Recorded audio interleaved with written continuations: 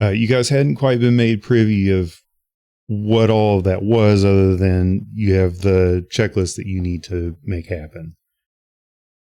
And so that checklist was 3 rubies, a seed from the Gothias tree, 3 hair of a Loup-Garou, and I feel like and an obsidian mortar and pestle. So currently you have the obsidian mortar and pestle, you have the 3 rubies. You're waiting on the seed of the Gothias tree and the 3 hair of the Loup-Garou. And then from there, you can go back to Madame Ava, have them concoct the brew, and then you were supposed to go meet with someone named Jarek the Fisher. Now, this name has come up again from Barry and Travis. So this portion is also very important. This figure, whoever he may be, plays some kind of large role, and you were instructed not to mention him by name until the time had come for you to depart. And then there was also something that you were supposed to say to Barry and Travis the next time that you met, regardless of whatever the circumstance may be, whoever they said they were, however the conversation may go. First words out of y'all's mouth should be something, and I believe Brett has it written down. Brett, do you want to remind us what that is?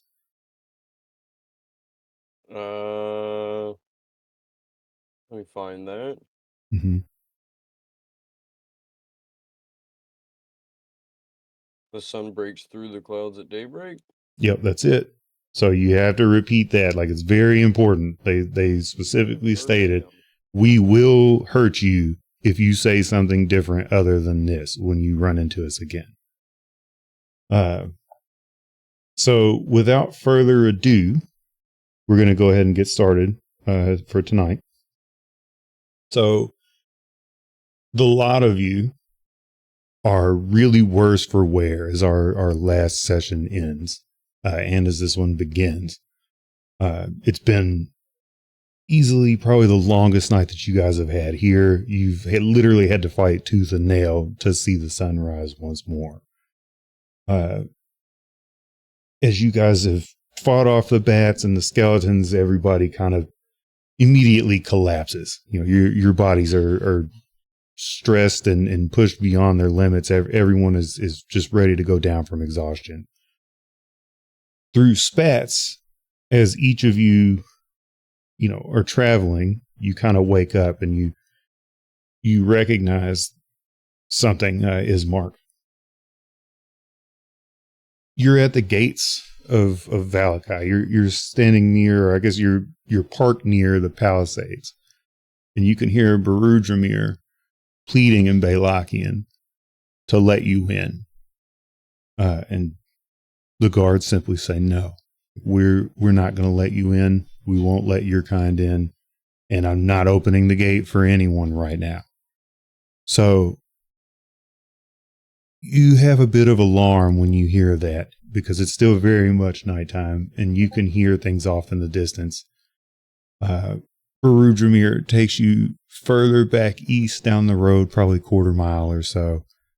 And he wakes you and he starts, telling you like, hey, help me pull everyone into this house. We'll camp out here for the night, or at least for the next couple hours so the sun comes up, and then I'll load you guys back up and I'll drop you off at the gate and we'll go on about our way. You get Trevok down. And by down, I mean, you grabbed him by his shoulders. You pulled him over the edge of the threshold of the caravan that he's in. And as soon as you take on his weight, you collapse also. And you faint from exhaustion. Irina, you wake up to hear Barudramir talking with other people inside the house. You wake up in a place that is completely foreign and unknown to you, and it's also pitch black. You hear and recognize Barudramir's voice, and you hear him talking to someone else, and they mention St. Andrew's, and you remember this to be a church. With that, you look around for a moment, you recognize that you're safe, you close your eyes again and go back to sleep. The party wakes up. It's been solid 12 hours or so. Party wakes up. You're all laying inside of I don't even know what you would call it. It's a room off of the side of a pulpit of a very large, very worn down church. So with that, let me bring everybody in, and then let me dish out your characters, and we can begin. Will this have constituted as a long rest? Or Absolutely. This is a long Please. rest. Please give me a long rest. Yes, this is for I'm sure just a curious. long rest. How low did everyone else get during that whole epic wagon chase? I know Dude, a couple of us went down. I think everybody but Ismark went down. And I think he got to like 2 hit points. At one point in time, everybody, I'm pretty sure everybody died. Because I opened up my my character sheet before, and I was like, "Holy shit! I only have 4 hit points." But like, oh my god. Mm-hmm. Yeah, it was a rough one. We pulled it through though. Let them fools know what for. You know what I'm saying? Straight up. Mm-hmm. Maybe we should have left sooner. Bro. Let's see. Play permissions.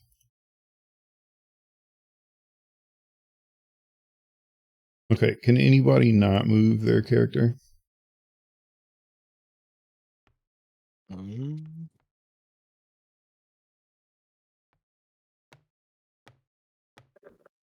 Right, looks like everybody can. Okay, so you guys awake. And you don't hear much other than some quiet sobbing, and just minor like chatter, real small stuff. As each of you kind of come to. As a matter of fact, Than, you come to first. What do you do? I would sit up, take it all in, look around. Mm-hmm.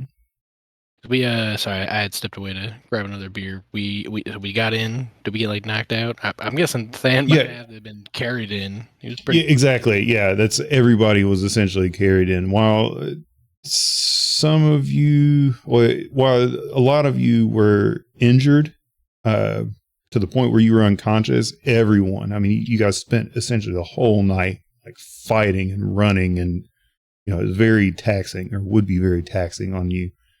So yes, the lot of you were all carried in here. I'm waking up and I'm doing like the whole, looking around like, where the hell am I? Pat myself down kind of thing. Like, do we have our things nearby? Yes, everything that you have on you is still there. All party members accounted for? Yes. And as a matter of fact, I'm looking. Give me 2 seconds because the call will be there also. Same with Jim Ball. They will both be there. Hell yeah. I may need to give me 1 second. Let me poof back to the other board so I can just make those 2 things unique so I can summon them back. I feel like that would probably be much better to do than to try and just hunt and find them. Hell yeah. I don't think Dan would do anything else really though. He wouldn't wake anyone up or like get up and start walking around. He'd definitely think everyone needed as much rest as they could get. Gotcha.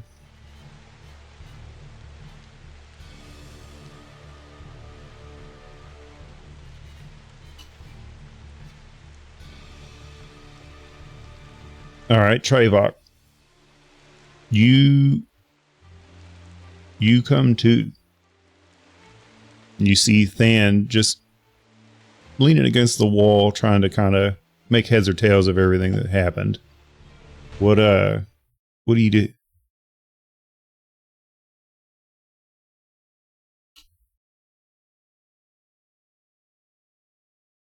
Sorry, who's that? Trayvok.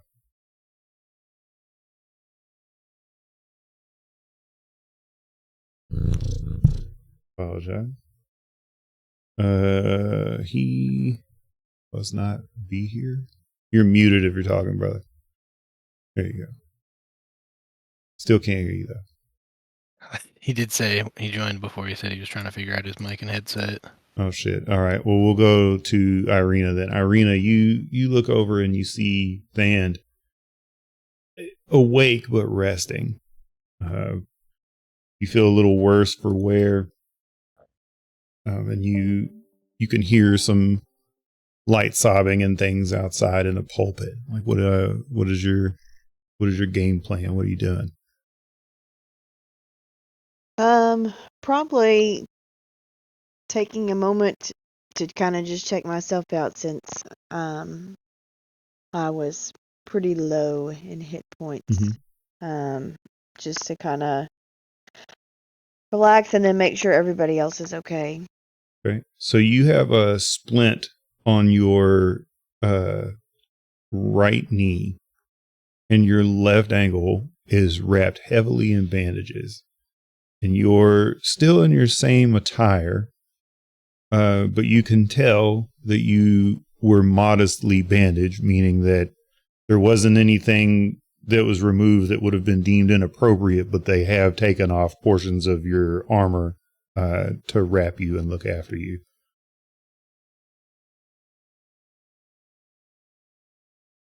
Is there anything else you would like to do? No, I kind of just want to observe the room and see who all is in here with us besides. Okay. Oh, we're on turn base. So you can see kind of from where you guys are laying that there's a bunch of lit candles. There's an altar. There's a man standing behind it, and he's just kind of looking over some scripture, and he kind of occasionally will look up over, straight in front of him to kind of check things out. He doesn't really do much. Like other than that, like he hasn't quite looked over to you guys yet or done anything to kind of bring you all up to snuff. So is there anything else you want to do? Like, are you grabbing weapons? Like, you looking over something? You can say a prayer. You can wake anybody else up. I kind of... Who's laying right next to me? You're in between Trevok and Ismark. I'm gonna wake up Ismark just to kind of... and see if he's okay. Okay. Ismark, you are awake.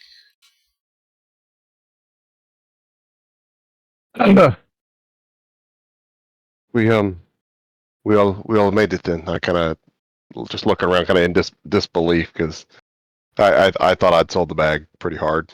But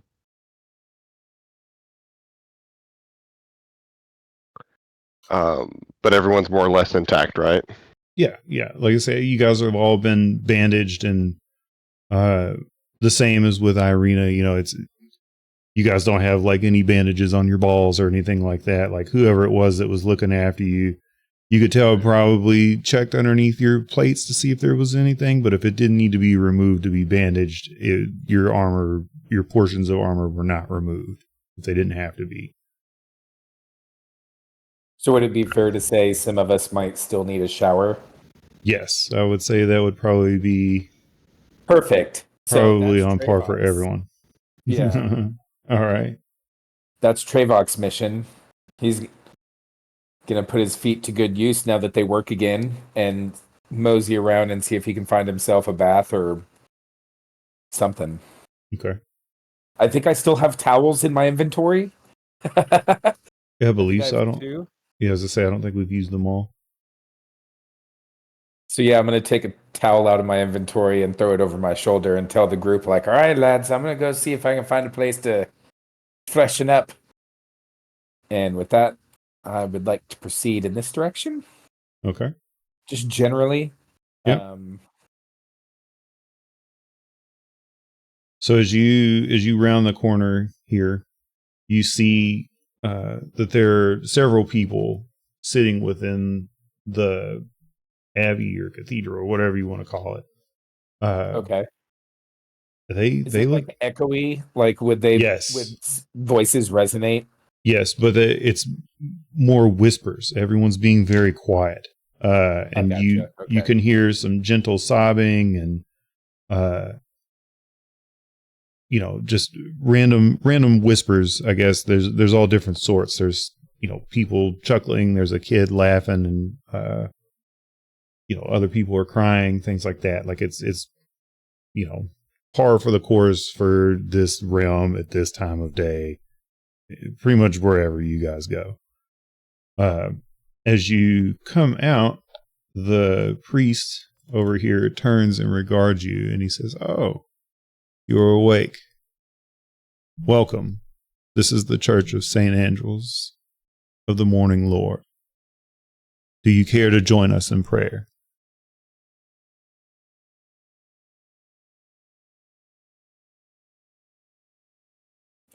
I would ask, do we have ye to thank for patching us up? I suppose. He looks at you with a lofted brow, and he says, "All thanks should go to the Morning Lord, but yes, it was I that tended to your wounds." Okay. So I have 3 gold pieces on me. I would like to take 1 gold piece and offer it to the priest. Okay. I would like to join him in morning prayers. Okay. Give me 1 second here. So as you would go to offer it to him, no, they have got to have.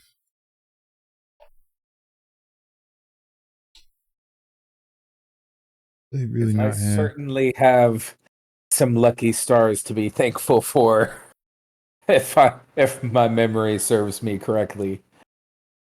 This could be the least I could offer. Oh, man, that would have been good if it didn't glow.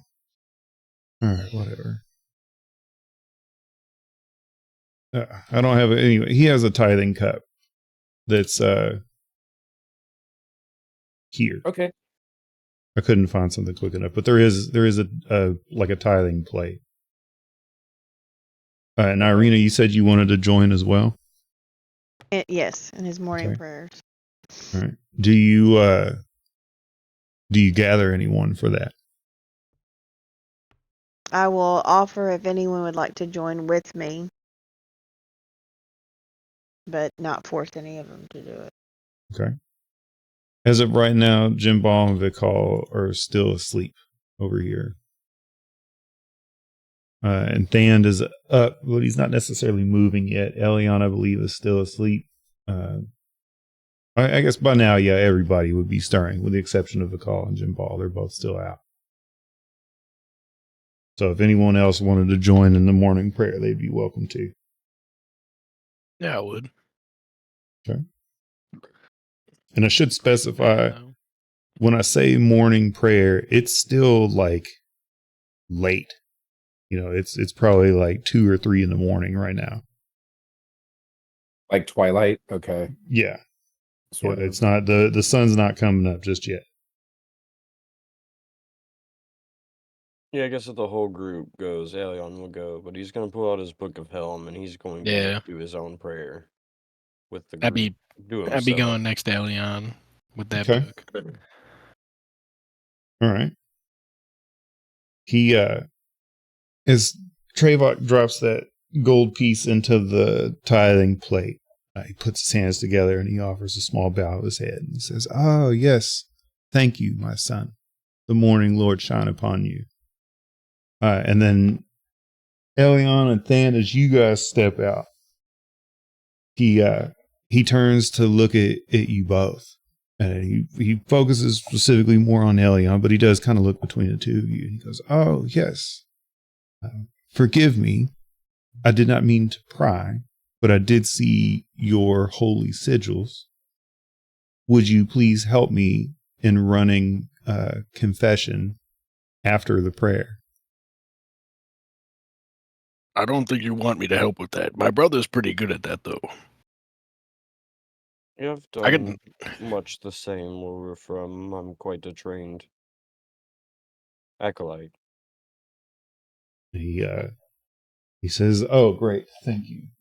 I could use the help. We have a great many in turmoil this evening, and Well, there's only one of me. So long as you don't mind Helm's hand guiding those in need. He looks at you and shakes his head. He's like, "Wow, we are in predominant worship of the Morning Lord here at this point. All those that are worthy, that listen, are welcome. We are not one to turn away the aid of a boonful God."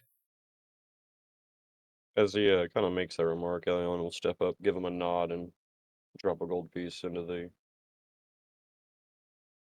He nods and he says, "Thank you, my son. May the blessing of the Morning Lord and any whom listen to your calls be upon you." Aye. May their power be strong for those in need. He more, Father, if we had. He cants his head to one side and he says, "May I ask you, my son, to what deity do you pay your patronage?" The Great Helm. Yes, I see. There have been a few. He is the great protector, is he not? That is what we know him to be.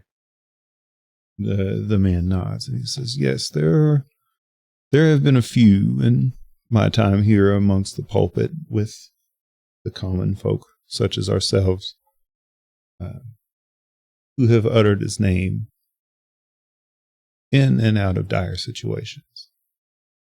Trust me when I say that your patronage will be most welcome here, as is your word of God." Nothing makes me feel more at home than that. Thank you, sir. Of course, my friend. Please let me know if you have need of me, and if you have nothing further, you may have a seat with the common folk here. Just give a nod and turn towards the pews. Okay. Irina, Ismark, are you guys coming out too?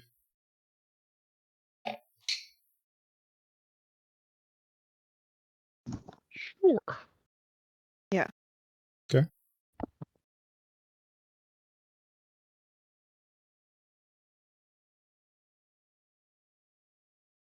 Dan, I'm going to put you over here with them. Hell yeah.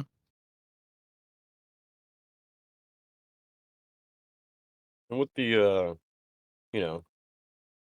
hospitable conversation with the father or priest, reverend, whatever. Instead of being buried in the book, I will open it to what would be known as like the morning prayers, like Proverbs, but I'll keep my attention focused on Okay. morning Yeah, rituals. I see. So you'll still have your book out to follow in your own prayer, but you're respectfully following his as well. Gotcha. Yeah. Instead of going through the whole shebang of me reading the passages as I would for mine, I'll just open the pages to it for the semblance of partaking in my morning ritual, but also engaging in his. Okay. Just to show a sign of respect. Of course. All right. Irina, Ismark, as you guys come out, he waves you guys over and is very hush hush as he speaks to you. And at first he looks to Ismark and he says, "My liege, to what do we owe the favor?"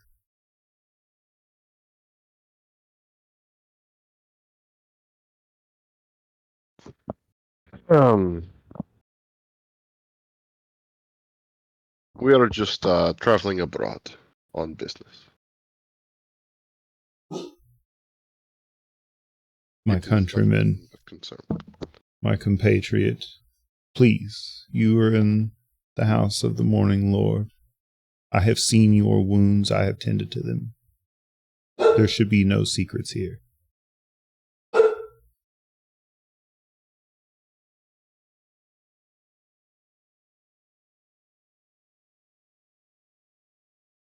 I'll kind of share a glance with my sister of like, shit, what are we supposed to be? Yeah, mind you, like, telling him. This is like quiet. Like, this isn't for everyone else to hear. Okay. Again, we are traveling on business. We do seek protection from the dangers of the road, but that is all I have to share.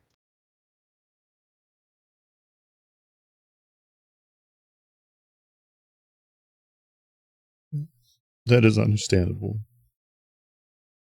Please, my lord, escort your sister to a pew of your choosing. If you wish to join us, it would bring me great pleasure. And he says all this to you in Balakian, so he's code switched essentially. And his speech to you is much more formal in tone and in cadence, and he seems to speak to you much more properly. Not necessarily that he spoke down to anyone else, but there's like obvious formalities in the way that he speaks to you.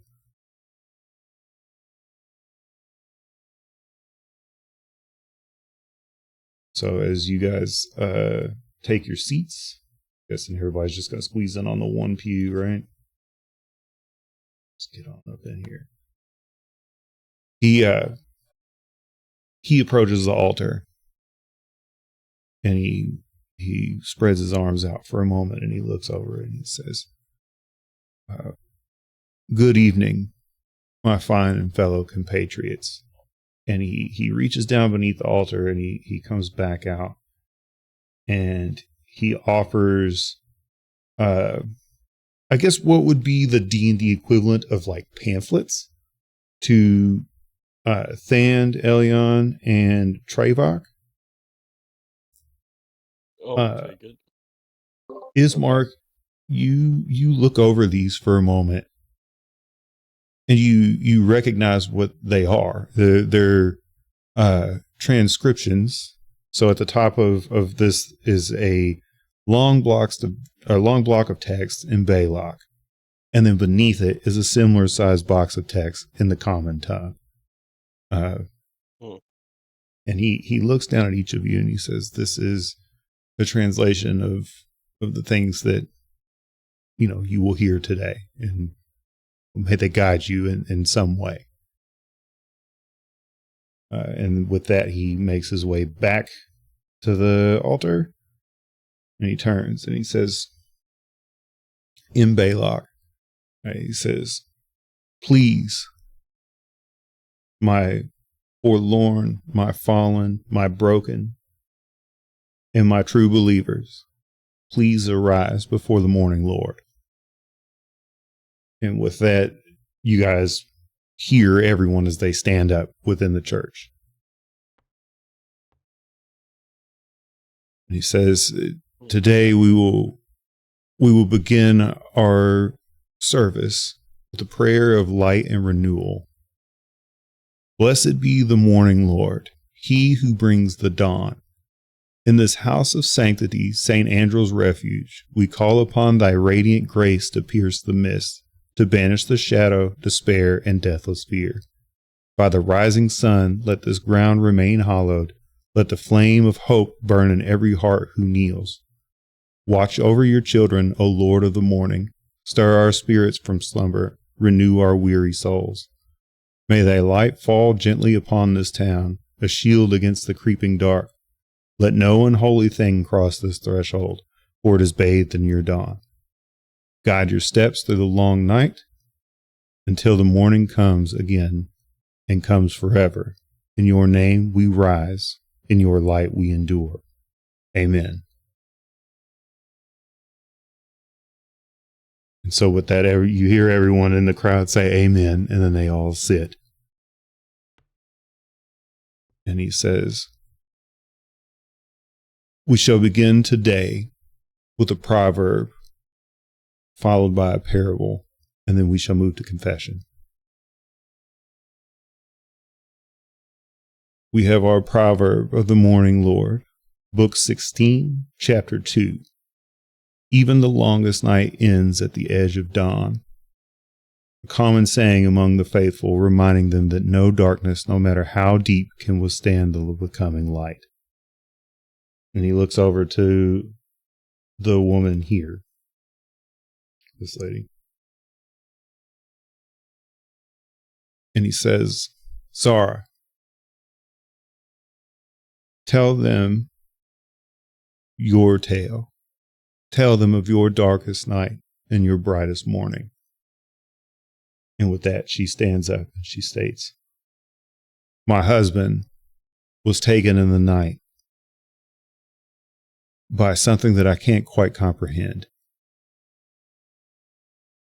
I stood there for hours in shock that whatever this hulking brown mass was ripped my husband through our kitchen window. And all that I had left were a tearing of his cloth and the shattered glass upon my floor. This was months ago now, or many moons ago, and I've resided here ever since. Every day I return home to see the window broken, to see the door unboarded, and as I enter, it's as if I never left, yet no one is home. And with tears in her eyes, she sits down. And he thanks her. He says, thank you, Sister Zara. This will lead us into our parable of first light, the candle in the crypt. Long ago, before the first sunrise, the world was shrouded in eternal night. Cold winds whispered through dead forests and beasts ruled the land. In that blackness, a single soul, a humble keeper of the dead, tended to the bones of those forgotten. One night the keeper heard a voice from the dark. Why do you work when no light shall ever shine?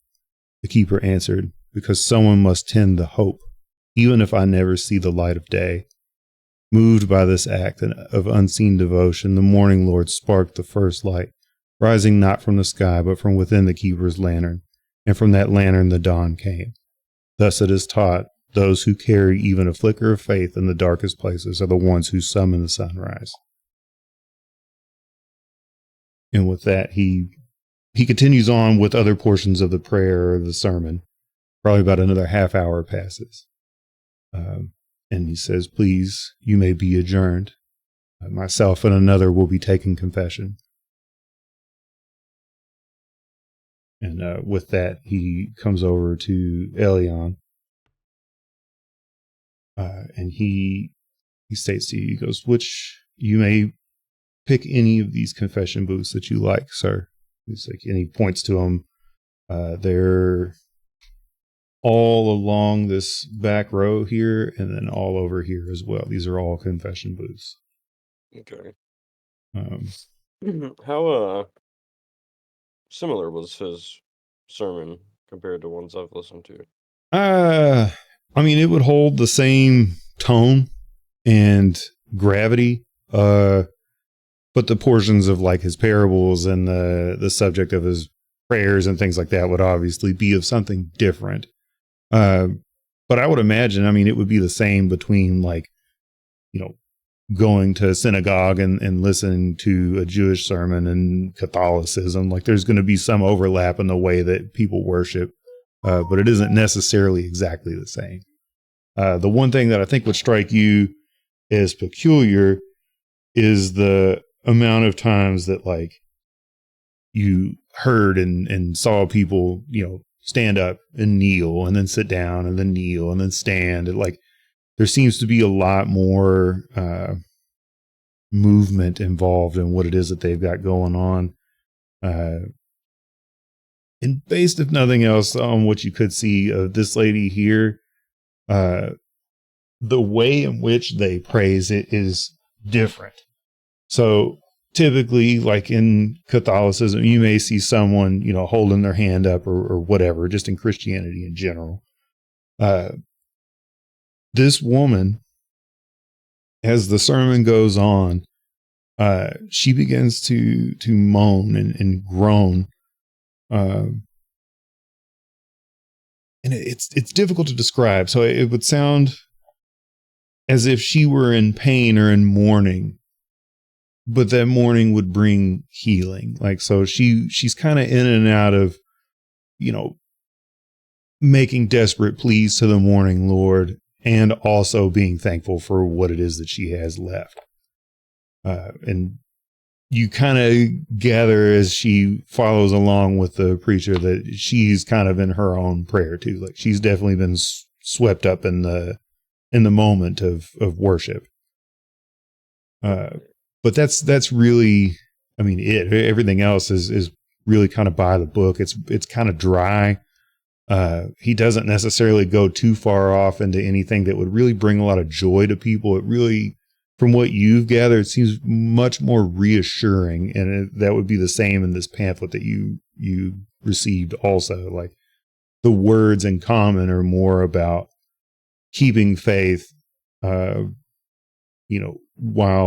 under the ire of despair, and infinite duress. So that's kind of more or less what the three of you guys have picked up on, is that this is really just kind of like the last saving grace that everybody has around here, because everything else sucks, for lack of a better term. Nice. Mm-hmm. All right. And so I'm assuming he would have you go into confession. Right. You said to pick a room. Yeah. And then he will also disappear into confession. Let's see. She'll go over here. And then search. Check my notes real quick.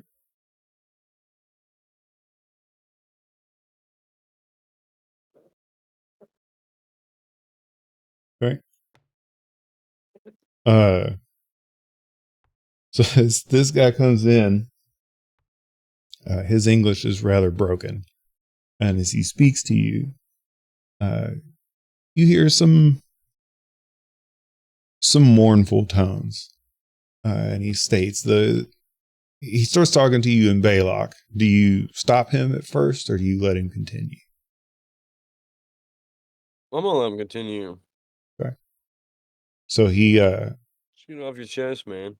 Yeah, so he sits down and he starts going through this whole story. He gets all the way to the end, and as he speaks, he ends off with an inflection at the very end, and then doesn't say anything else. So would you say anything in that point, or would you just sit there in awkward silence? Mm-hmm. Yes. Mm-hmm. He repeats the same question. Balakian's still very new to me. Could you translate that? You hear a response. Coleman. Yes. Better. Oh, Coleman bed. Oh. My name is Surgeon. I am baby blacksmith. Mm-hmm. I am thief, rogue, steal. Yes, I understand. But no steal. Bad at stealing? No steal. Then how are you a thief? You see through the screen, like he kind of pokes a finger at it, and he says something in Velakian. And it's accusatorian. No thief. They tell me I'm thief. Ah, yes, I see. I see. How long do I have to live? Who is they? Everyone. The Garda, the men blacksmith. They say, surgeon, you steal. But surgeon no steal.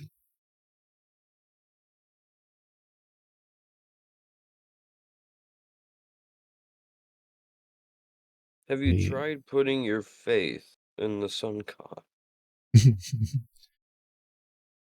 They send surgeon here. For this? Surgeon must work church. That's not so bad. Him not outside of church. It's a little worse. Outside kind of sucks, though, doesn't it? He takes a moment to respond to you, and he just, yes. So why are you worried about death? I am no happy. The prayers, they bring comfort to most. They do not bring comfort to surgeon.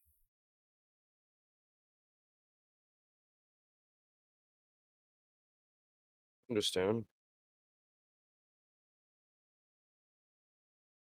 I could write you a few scriptures of the words of Helm. It would be common, unfortunately. I'm not fluent enough in Balakian to transcribe. The priest here, Father Lucian, can help me translate. Alright, maybe they could help more people. I'll, speak with him after this and see about this then. Da. I don't want to be rude on the behalf of,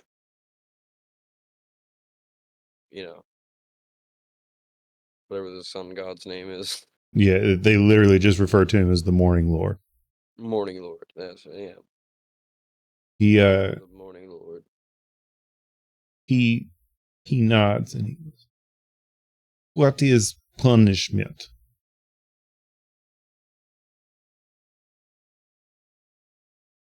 Well, you didn't steal, did you? No. I thought your punishment was being here. Da. Or just stay here. How about that? You prescribe no punishment. I see why not. I wish to hear more of this hymn, please.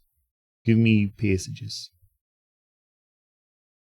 I'll pull out my book and I'll recite to him a few. Okay. Just generic passages of acceptance into Helm and the light and Gotcha. Yeah, some basic tenets kind of stuff like that. Right. With that, he just says, "Thank you," and you hear the door open, and he walks out. At that time, another person enters, and they close the door. Wait a second.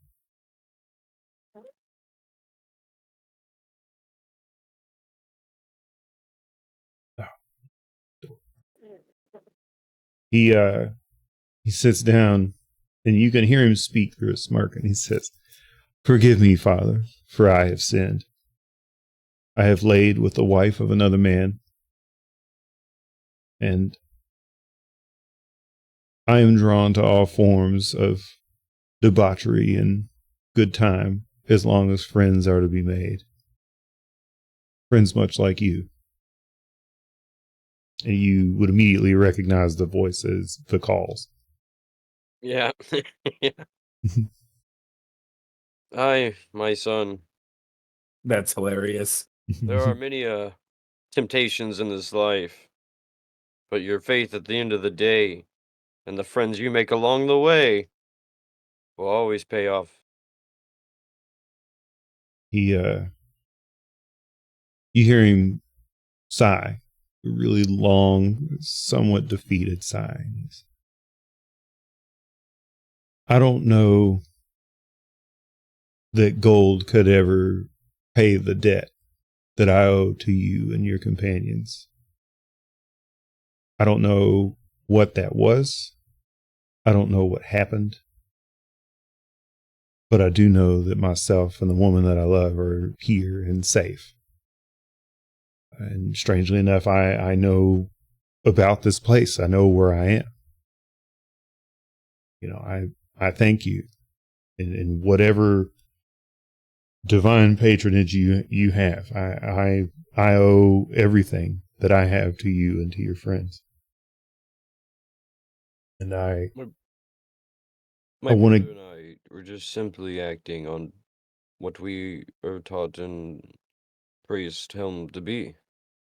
The group we're with are just simply good people as well. Are you lucky? Absolutely. This place is splinterous with mischief, but there's no debt. You being here with us today, Vikal, is as a friend and not a foe, is the only payment I could ever ask. you hear him sigh once more, and he says, "My friend, I've searched high and low, far and wide, long and close, to find others that would offer me the same loyalty that your companions and you have. I'd give my entire fortune, as small as it may be, to meet more like you. And while I don't have access to all of my things, of which I would give you a great many when the time should come, I do have something that I want to give you as a sentimental token, if nothing else, of my friendship." And he opens the screen slightly and slides over a small letter and something that looks like a fuzzy pine cone.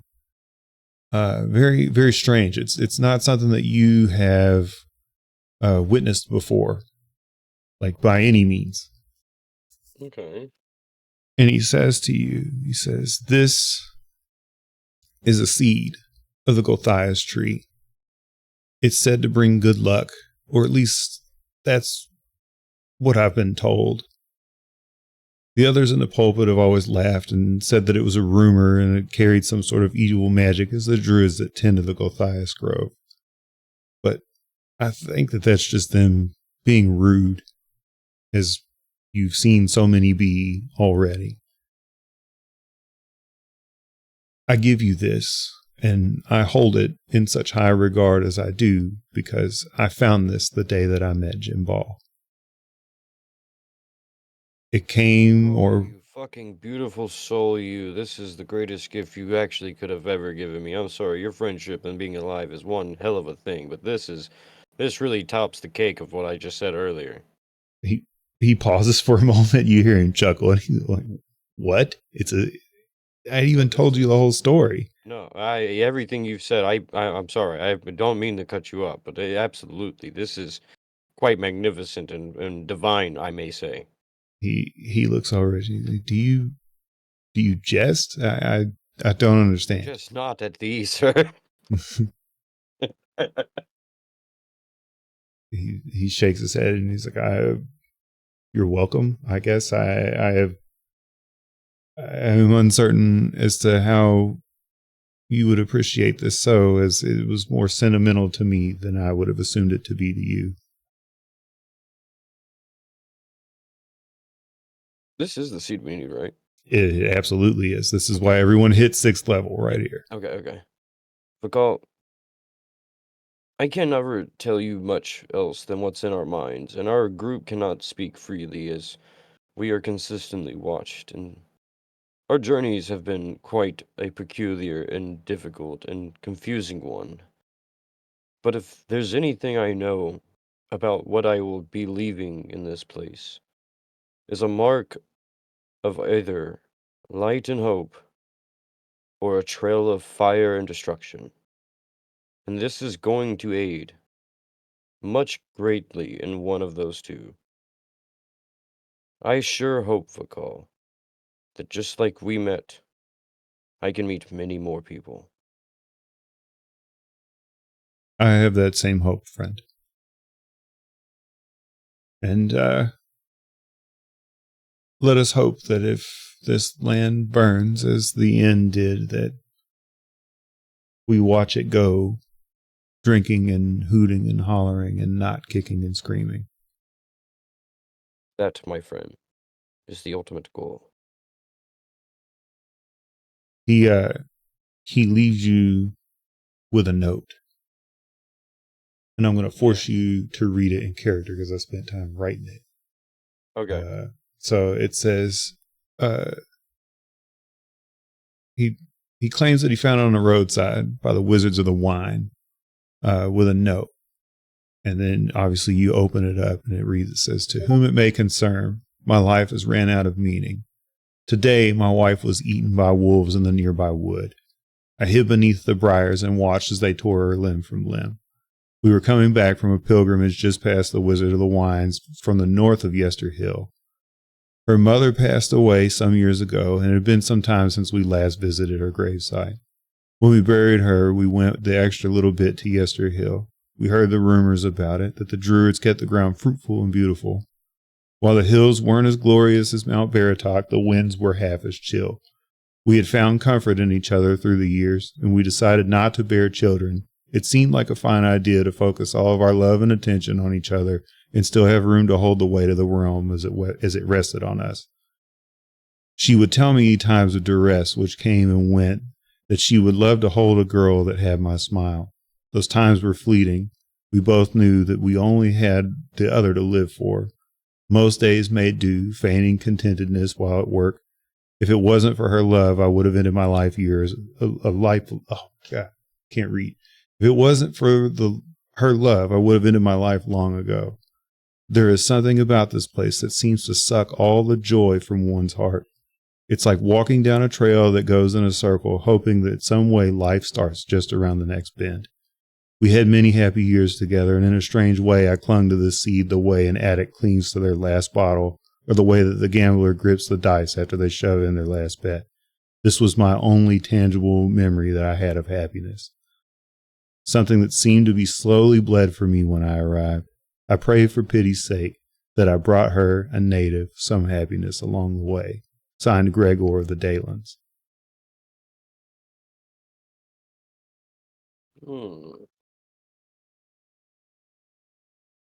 I'm gonna tuck that into the front page of my Book of Helm. Okay. And with that, the call, you hear him sob a little bit, which is slightly out of character for him. But if nothing else, it kind of paints a picture that everything he said was honest and true, and he's found a newfound hope, I guess, that to know that other people exist here, whether you've had all of the kindness bled from you as well or not. He still got to witness a very real, very familiar connection for him with someone else. And he says with that, he kneels and he says, "How do we close this, my dear friend? What words of patronage do you have to offer?" Oh, I thought you meant the sliding door. Well, that too. And he starts trying to push it closed, and it's not moving. It's just gonna be stuck. I'll worry about that later. We can't go anywhere together. And he says that with a heavy chuckle, and he starts to rise, and he says, I'll go and join your other party, and with any luck, perhaps we'll get another chance to spend time together." And before he leaves, I'll just tell him, may the Morning Lord or Helm or any god that may be in this forsaken lands guide you, Vakal, as they seem to have been watching out for you long before we arrived. May they continue, and I'm sure we shall. Let us hope. Amen. And with that, he opens the door and he walks out. And he goes, steps back in here to the thing, and then he and Jim Ball come and join everyone else.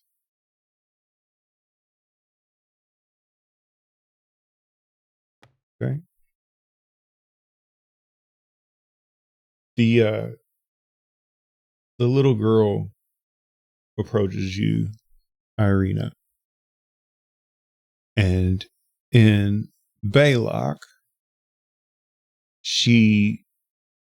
as she approaches, she tugs on your arm, and she asks you, "How did you get to be so pretty?"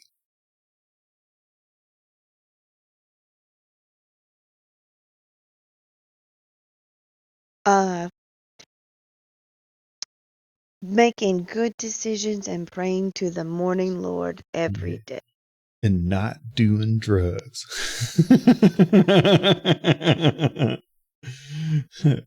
She says to you, my sister was beautiful once, though now I just chase her shadow around.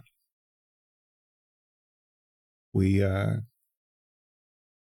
were out one night catching fireflies with my father just before the sun went down. And a Vrolok, which you would know as code for vampire, came and took her away. It was a boy, not much older than I am now. And she says the only thing that he kept saying as he took her away was, "I'm sorry." But she says that's okay because she's still here. And she turns and she like motions to her shadow. She's like, "You want to see her run?" I would love to. And so with that, the girl like runs like all around through the candles and all the things. And she's like, look how fast she's going. Look how fast she's going. And the fastest I've ever seen. She gives you a smitten little smile, and she says, I have a doll if you want to see it. I would love to. Okay. She runs off over into the little like bedding area, and she comes back with a little like poppet doll, like a little like wool stuffed. It's got a little bit of like hay in the arms and stuff like that. Like it's almost like a tiny scarecrow, but it looks just like you. Same hair color, the eye color, everything. It is immaculately the same. And it's wearing a purple dress with black trim. And there is a little red bow in the hair.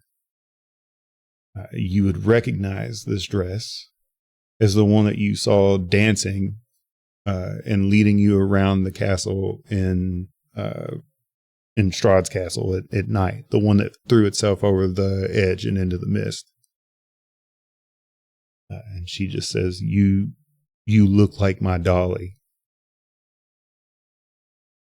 Well, your dolly is much more prettier than I am. And she like hugs it for a second and then like lowers her hands like straight down. And she says, "Well, that's because I brush its hair every day."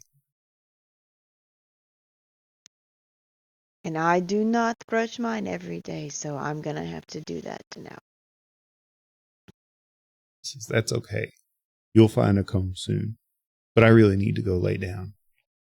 And so she turns and she looks and she says, "Come on, Irina, or come on, Elena, let's go."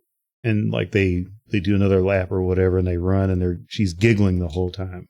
She runs off and lays down. And then in the meanwhile, there is someone else that comes in here to talk. Oh, hell. Comes in here to talk with Elion. He just be talking. Vikal comes up to you, Trayvok, and he says, hey,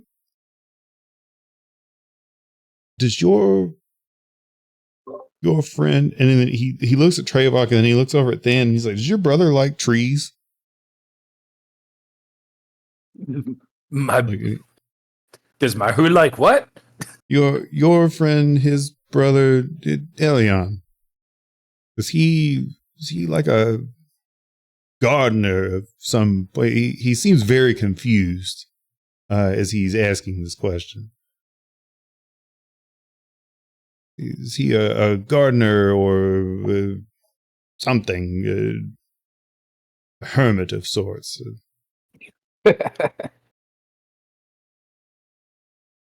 Are you sure you're completely healed up, lad? I could ask him the same, to be honest. You sound like a crazy person right now. You sound crazy. he looks over to Jimpal and he's like, I gave him the Gothias seed that I found when we met. It seemed very fitting, very like a sentimental gift.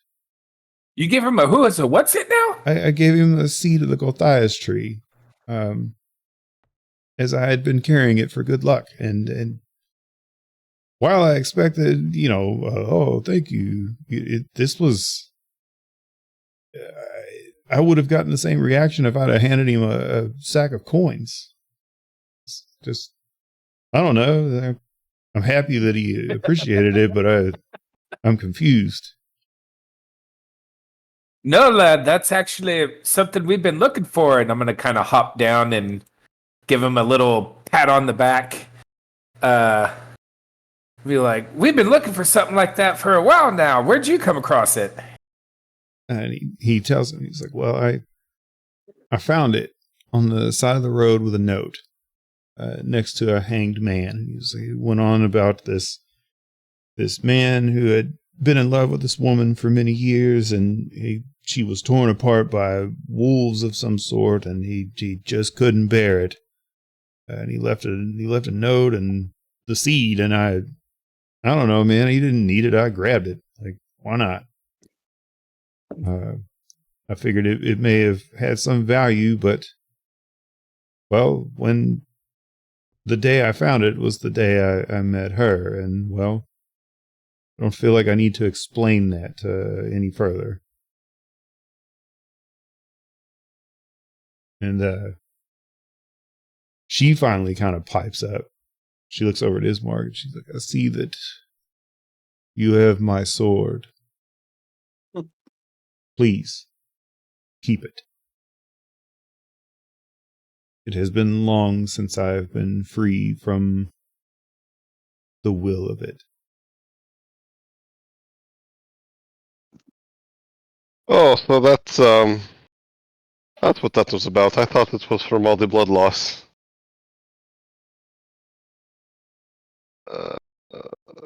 Do you want it back? Please?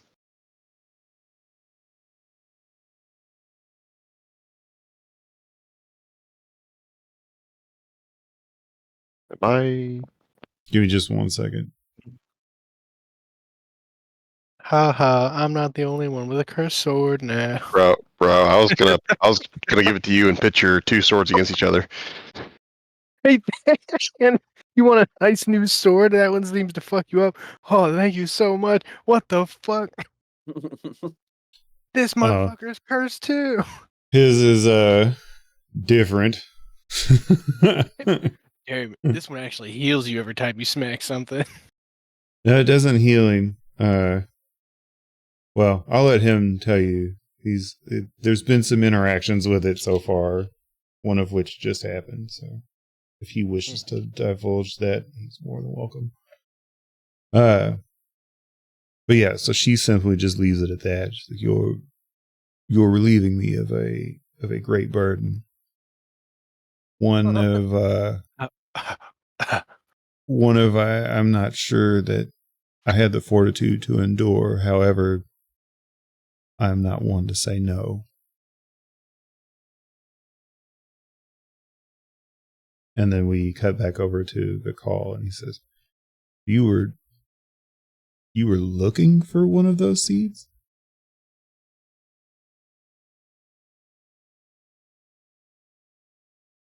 You talking to me? Yes. Didn't you say that? Didn't you tell him you were looking for one? Yeah.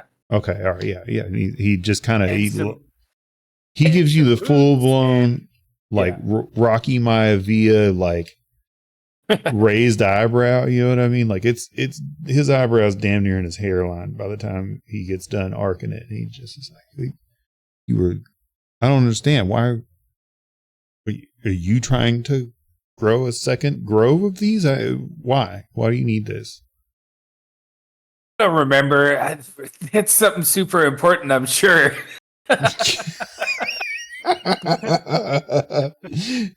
So you just knew you needed a fan. All right, dude, don't worry. And he just pats you on the back. No, you got a potion to brew, right? No, what I'm saying is like, doesn't Trevok have like the roots or whatever it was in his pockets? Like, because he had them, like, because he did the sprint around the fallen logs and the troops and stuff. Remember? That was to brew the thing for Valkithra. Remember, because she read that. Yeah, she read that book, and her eyes disappeared. Yeah, and then she disappeared. And then while y'all were gone, she disappeared. Right. Okay, I thought that I still had those in my pocket or something. No. I think Elion has the flask.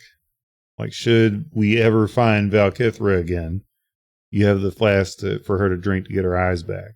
Yeah. Okay.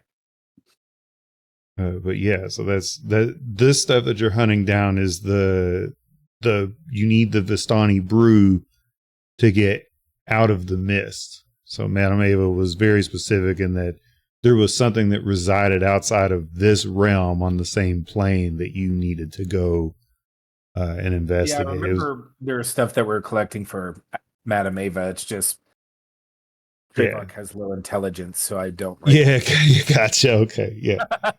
so I can play more authentically. For sure. So for the record, the only thing that you guys need now are 3 hair of the Loot Guru. That's it. Yeah. And y'all are ready to go brew that potion and go to wherever it is that you were going to go. I just remembered the seed being one of them. Mm-hmm. Yeah. It was the seed, the rubies, and then the Loot Guru and the obsidian mortar and pestle. Yeah. So we're making our way through. So he just looks around and the smile kind of fades from his face for a second, and I still haven't forgotten about my bath. Is there a place to take a bath around here? Yeah, give me just a second. So he looks around for a second and he just solemnly says, thank you. Thank all of you.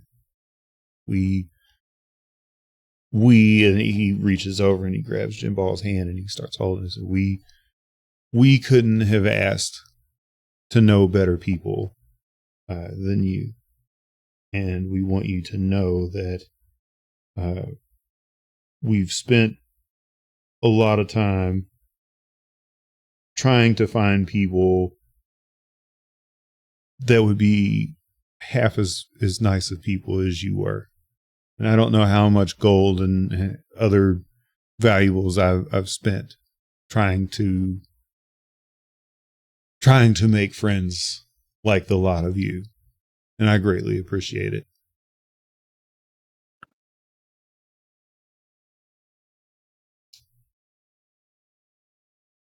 And he looks around and he says, you really just clear your throat at me, man? Come on. I said something nice. Oh, you talking to me again? Yeah.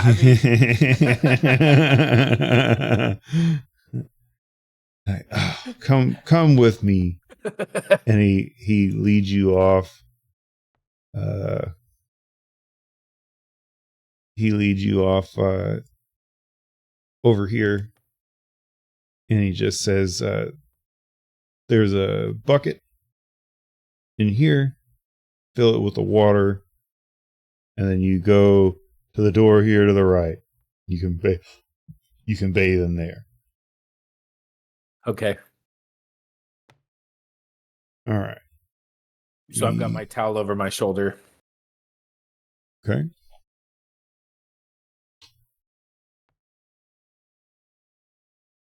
Give me 1 second here.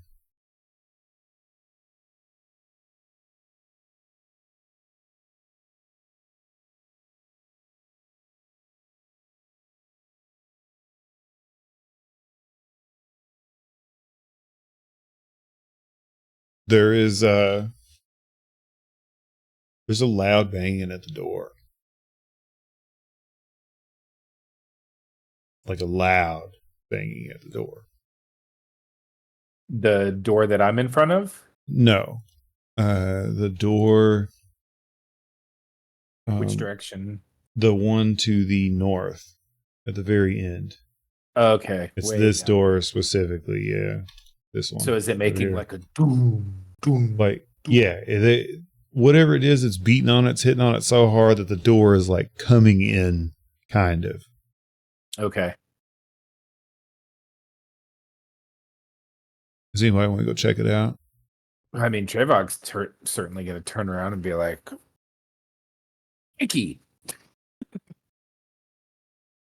Can't a man just get a bath in peace? The one of the doors opens and Father Lucian comes out. I'm just going to be like right here. He tells everyone, he says, "I need you all to hide."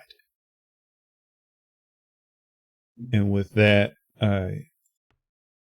you see all of the men kind of take off to different sides, and the women all go and flee behind a door. They all just kind of take off into different rooms.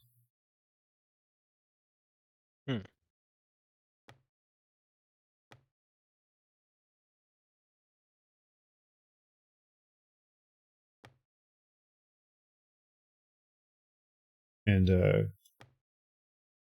okay, well, you hear a voice from up above, like in the like way up above, probably like 30 or 40 feet up above you. There's windows and stained glass and things that are up above the altar. Some of them are broken out, and you hear the voice yell, "It is time for the feast to begin." And no sooner does that happen, does this door bust open. And then this door busts open. And then from the top, top rope. Give me just a second here. Let me find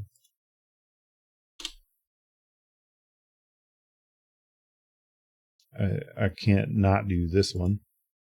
So 1,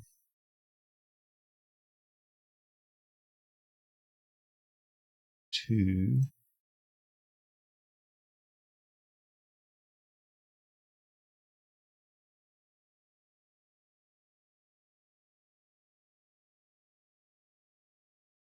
3, and then 4.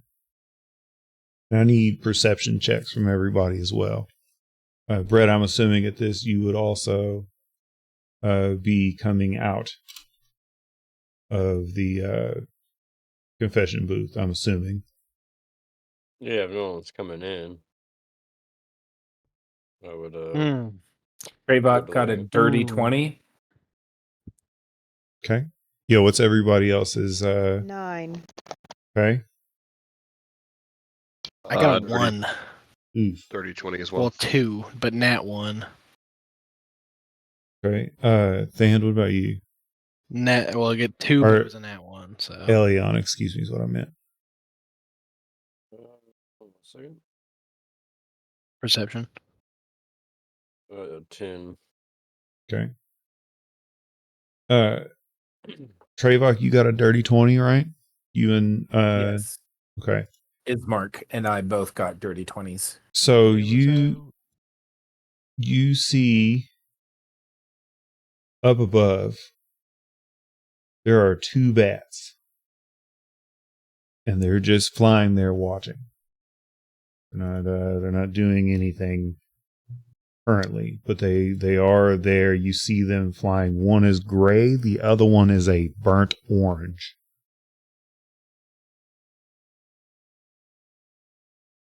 Flying above the altar?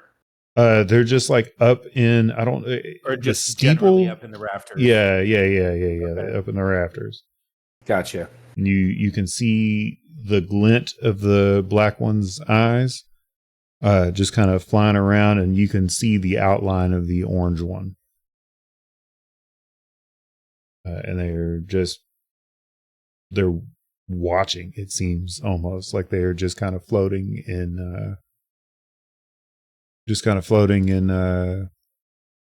limbo there. And it's with that, everybody, I need you guys to roll initiative. Awesome. Interesting. Oh, very good. Indeed. Very interesting. Okay. I rolled an 8. Trayvog, why don't you take a quick second to try and hurry up and level up to level 6? Okay. And then Irina, it shows that you're bloody. Don't forget to heal yourself because you had a long rest. And you said you got an 8 on your initiative? Yes. Okay. Ismark, what's yours? 11. Okay. We go start. All right, guys, we got this. We just fought whatever the fuck that thing was in the house. It was the Club Tanje. We know it was the Club Tanje. We got these suckers for sure, right? Mm-hmm. She's gonna run over to she's gonna shove Jim Ball out of the way and attack your boy Thand. I should have kept my mouth shut. Let's see here. Because you called her a sucker. Talk She's shit, not- get hit. Yeah, she's not one. You know what I'm saying? Oh God! All right. So- Yes. Nice. That's her to attack me, It then says- yes. Is this a little bit different in 5e that I can either choose an ability score improvement or a feat? Yes. Yeah, you got to pick one or the other. Oh, okay. Thand, you'll take however much damage that was. I gotta look at the text log. I missed the dice roll. So I got my sheet. It was a 6 damage. Gotcha. I feel like we need some music here. Give me a second. Oh yeah, that's good. I like that.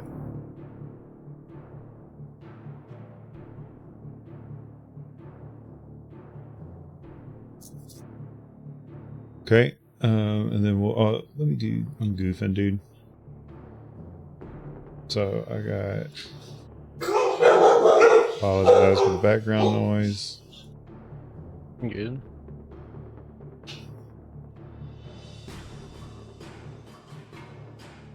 Okay, and then we've got Ismark.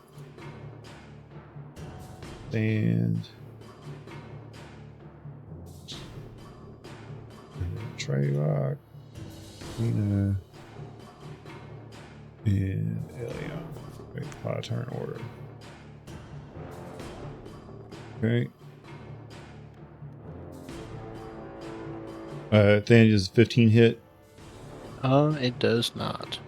Okay. All right. Ignore this roll. That'll end her turn. So B is all the way back over here. Or excuse me, no, she's not. She's up here. Right there. And we're going to go...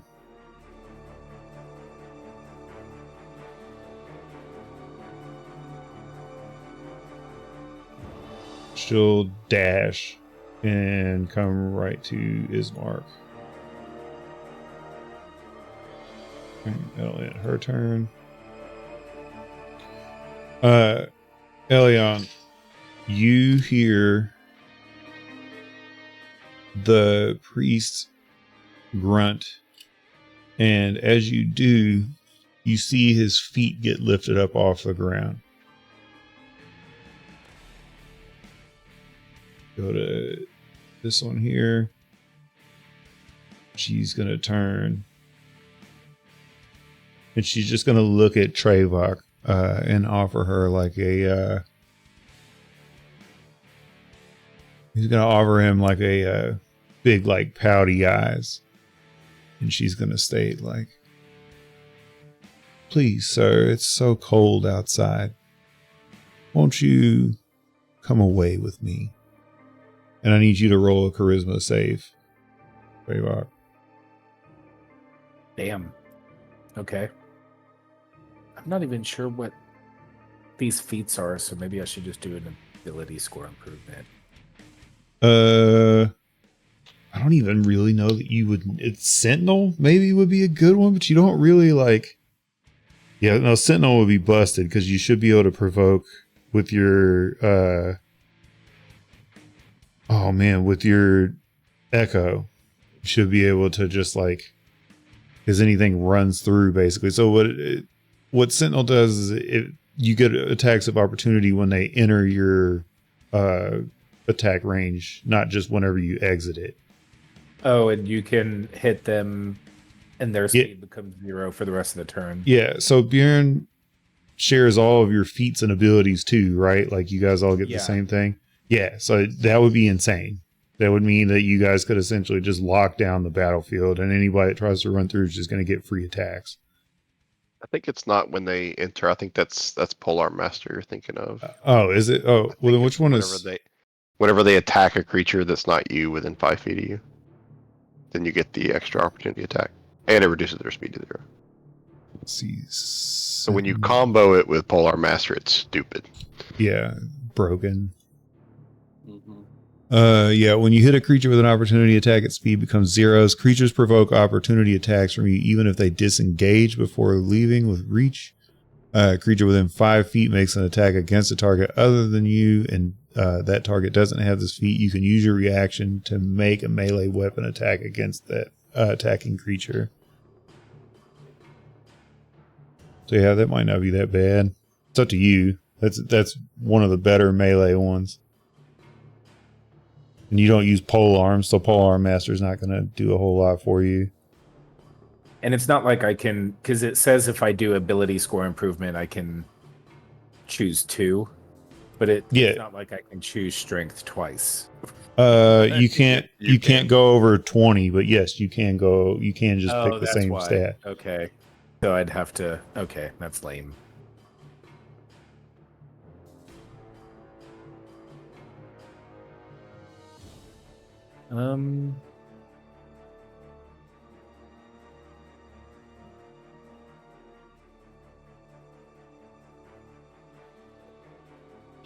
I'll just go ahead and take the Sentinel. If you want to just pick the feat after the fight, that's fine too. Like, just up it to whatever, and then we can go back and change your feat later on. Okay. So if you want to do the ASI, go ahead and just stat, or go ahead and allocate your points. But if you want to do a feat, just don't worry about it, and we'll pick one later. If you want to take the fight as having Sentinel, even if you don't keep it, that's fine too. I won't penalize you for not having it because we didn't talk and you were out last session. Okay, no worries. Okay. All right. You said charisma check? Yeah.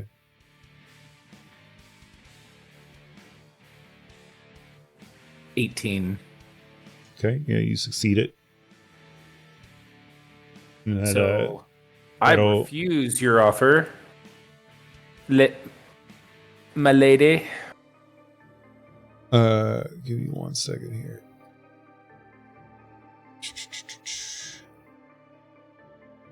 She actually, as a matter of fact, I'm not even gonna roll that.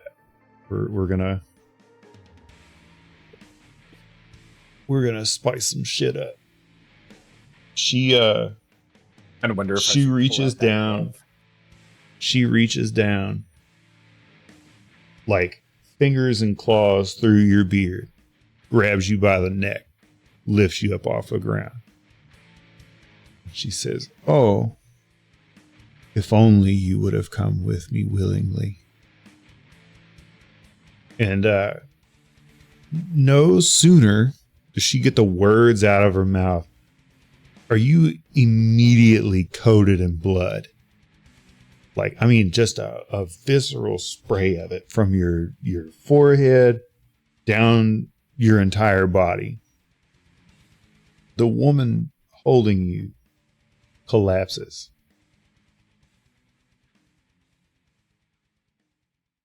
You look up a moment.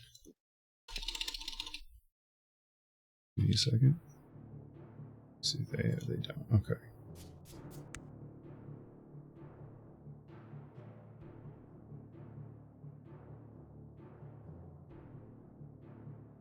You see in front of you in a white dress with braided orange flowing hair, Anastasia.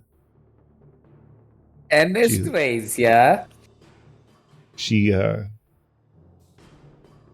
holding the heart of the vampire that had you by the throat. She looks down at her, spits on her, takes a bite of that heart, and then throws it onto the ground. She says, "Not today."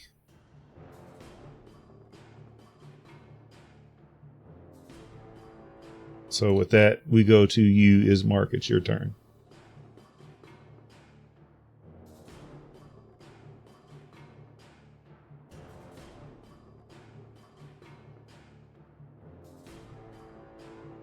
Ismark. Kaylee's got me looking at the roof right now, just trying to get a view. Give me 1 sec. Oh, you're good. Got you. Getting your camera oriented. Yeah. Everybody disregard this roll. This isn't necessary.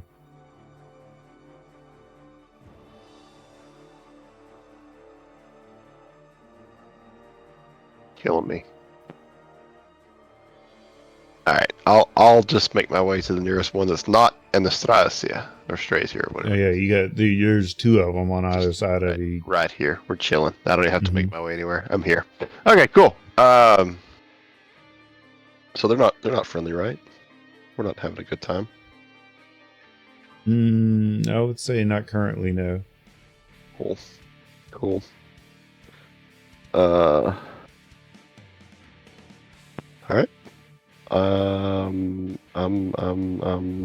Let's start this party. I'm just gonna start hacking away with this lovely sword that should enjoy this, right? Mm-hmm. Okay. So I'm just gonna start whacking away at them. That is a 17 to hit. That hits. And then remind me, does this sword do an extra D4 fire damage? Yes, it does. Okay.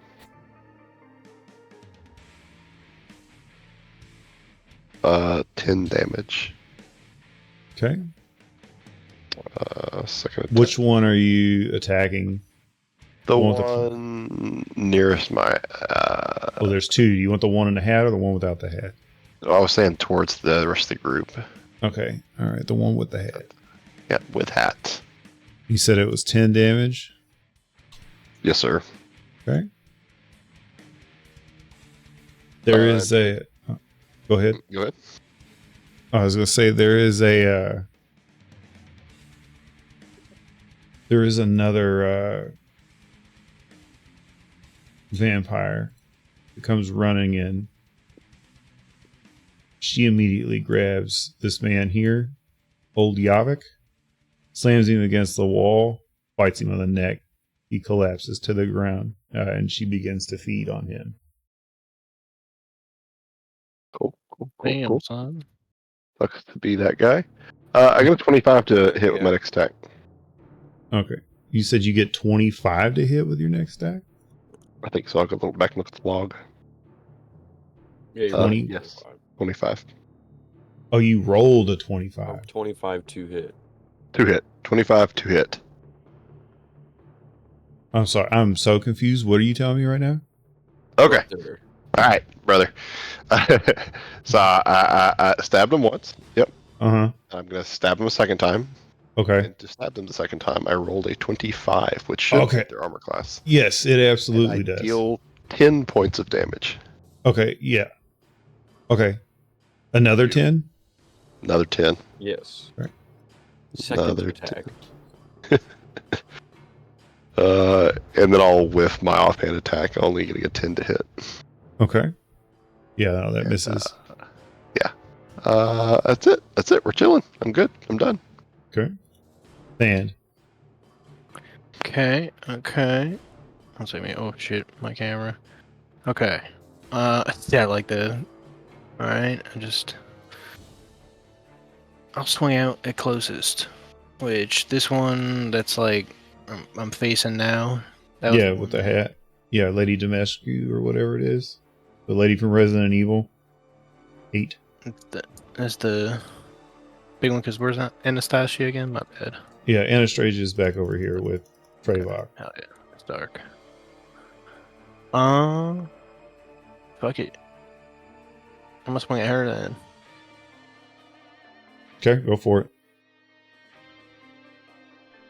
All right. Bingo, bango. Does a 16 hit? A 16 does hit, yes. Okay. That'll be 8 plus. You said D4. Mm-hmm. So 10. Okay. I'll take 2 damage. 2 damage. I'm gonna swing again. Okay. Nat 20. Oh, let's go. Let's go, bro. I know you got spell Fucking slots. go. I know you got spell slots. Yeah. Something's about to get. He's about to be heinously hit. Somebody is about to get their dick hole smashed. How do I do this again? Is it 2? I think it auto rolls for me. Whatever your highest spell slot is that you have a crit available now, you need to do Divine Smite with it. Sorry, the crit was 9, but I'm gonna definitely be doing Divine Smite. Does it auto roll the crit? I think so, because it says crit above the 9 for me. Hover over it, see Plus what it's. 1. Yeah, it 4 rolled plus- 2d8. Yeah. Tough. Okay. All right. Where's my fucking spell slots? I'm gonna burn it at a second level. It's gonna be a. Oh, it's juicy. Okay, I don't want to set this place on fire. Yeah, just her. We'll just regular Divine Smite at second level. Okay. Which is. Been playing this character too long not to know. I don't even have it in here though. This serious motherfucking. I think it's at 3d8 at the second level because it starts at 2d8 and then in it plus 1d8 for every spell level above that. Correct, but But it's also critted. Yeah. she's also undead. So I think you get an extra d8. Oh shit. So 4. So it's like 8d8? Yeah, Because it's a let's. crit. Yeah, so it'd be. Wouldn't it be? It'd be 6d8, right? Yeah. Well, no. Yeah, 8d8. Yeah, 8d8 because it'd be 3d8 per the second level casting. You double that to 6d8, and then they get double the 1d8 damage for being undead. So yes, roll 8d8. Dan. Make sure I got that number right. All right, fuck it. Here we go. All the marbles. Oh, let's see it. 38 damage. Damn, that's still low as shit. Yeah, I dig it. All right. dude, you hack this lady's arm off, and she yells out for a second, and then begins to laugh. Is there anything else that you do on your turn? I don't think I have any bonus actions I can do. So, wait. There is. Okay, I'm going to.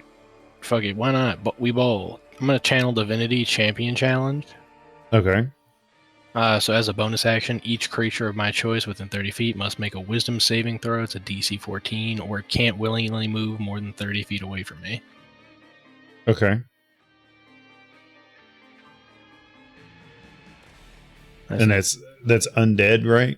Gets to do that? Anyone. Just any creature of my choice within 30 feet. Okay, which creature do you wish to do that on? All the vampires. Okay, is there a limit to what you can do it on, or is it just all of them?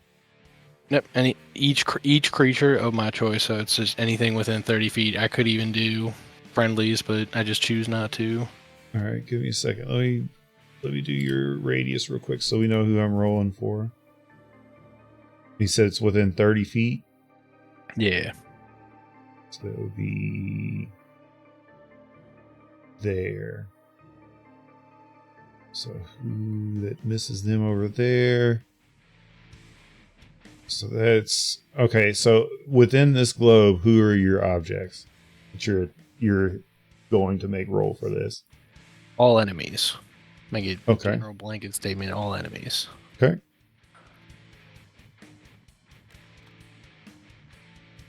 Is that one rolled an 11? What's the DC to beat? 14.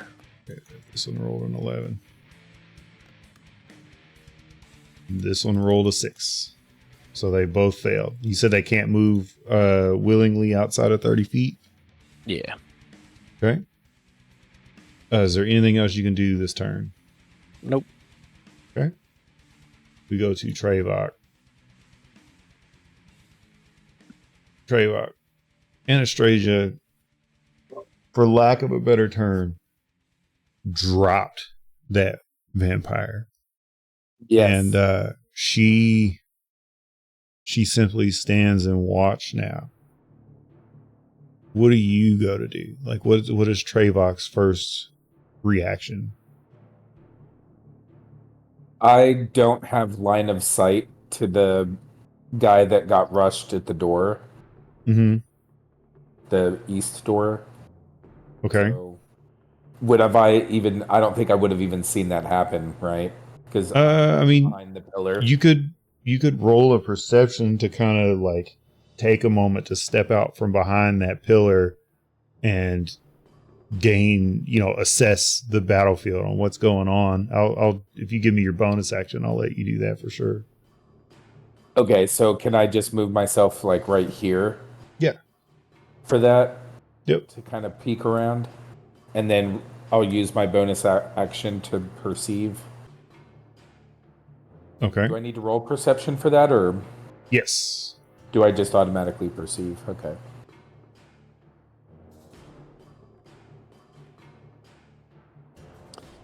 That's a 13. Okay. Yeah. So you see him.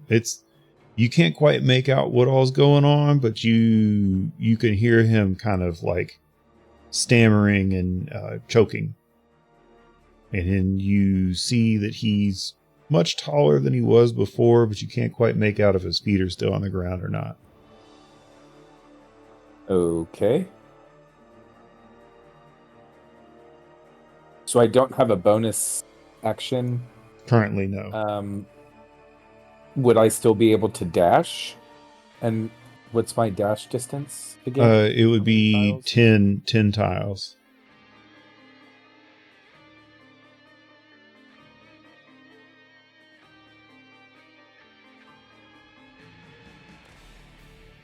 So I could make it there. Oh, okay. You're talking about that guy. They're talking about the other guy. Yeah.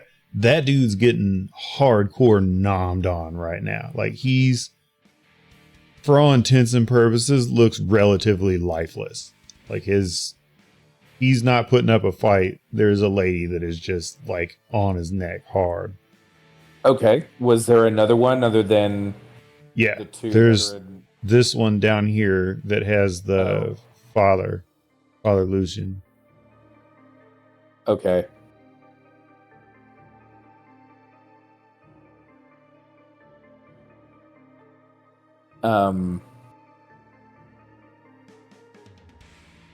Jeez.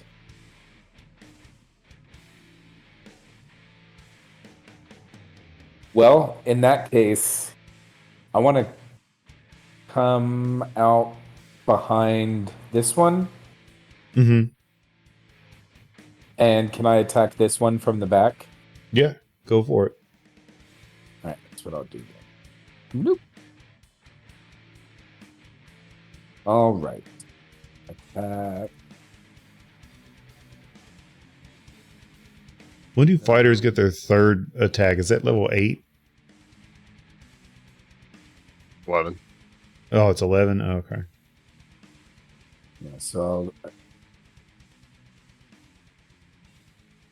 that is a 25 to hit. Yeah, that definitely hits. Okay. Rolling damage. Wait, I didn't. As I say, you have that at two-handed. two-handed. I Yeah, meant to roll that one-handed. Should I all just good. Yeah, just roll it that? again. Yeah. There we go. Oh yeah, 11 damage. Yeah, there you go. That works. All right, For so my she first attack. takes 11 damage. Okay. And then second attack. Ooh. 12 to hit. That misses. Okay.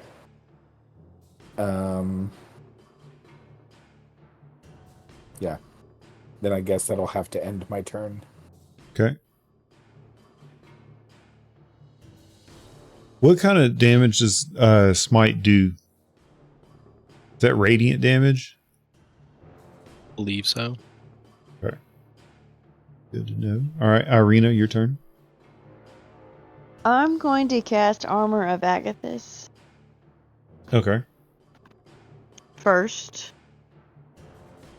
And then I'm going to cast Spiritual Weapon. Okay. What would you like your spiritual weapon to look like? I want it to just look like a sword for right now. Okay. We'll make yours special. It'll look like a cosmic sword.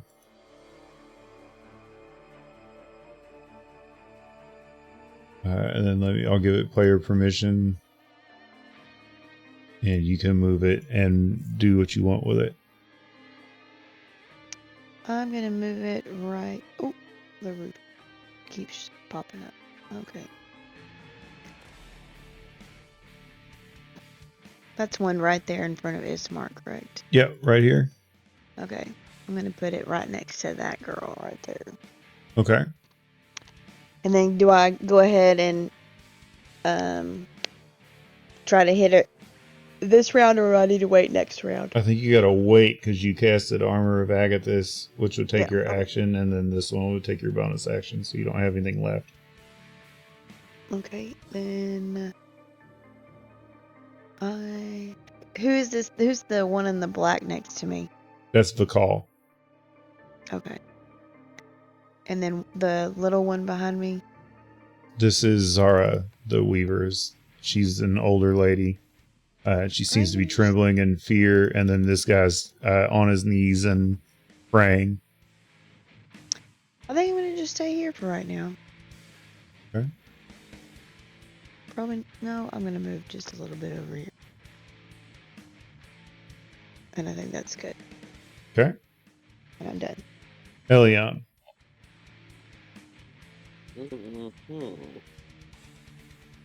I can see the dude getting his neck nommed on over here, right? Yeah. Yeah, across from you. Yeah, you would have the clearest picture on that guy and this happening over here also.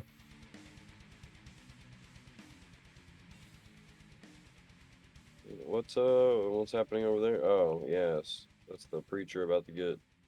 Yeah, he's Munched on. currently, from what you can tell, his feet are off the ground.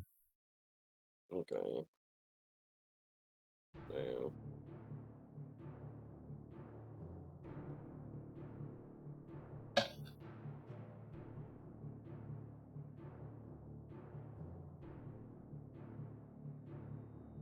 Is that like 70 feet? 65? 70? Give me a second. Well, Yeah, it'd be like 65 feet. okay.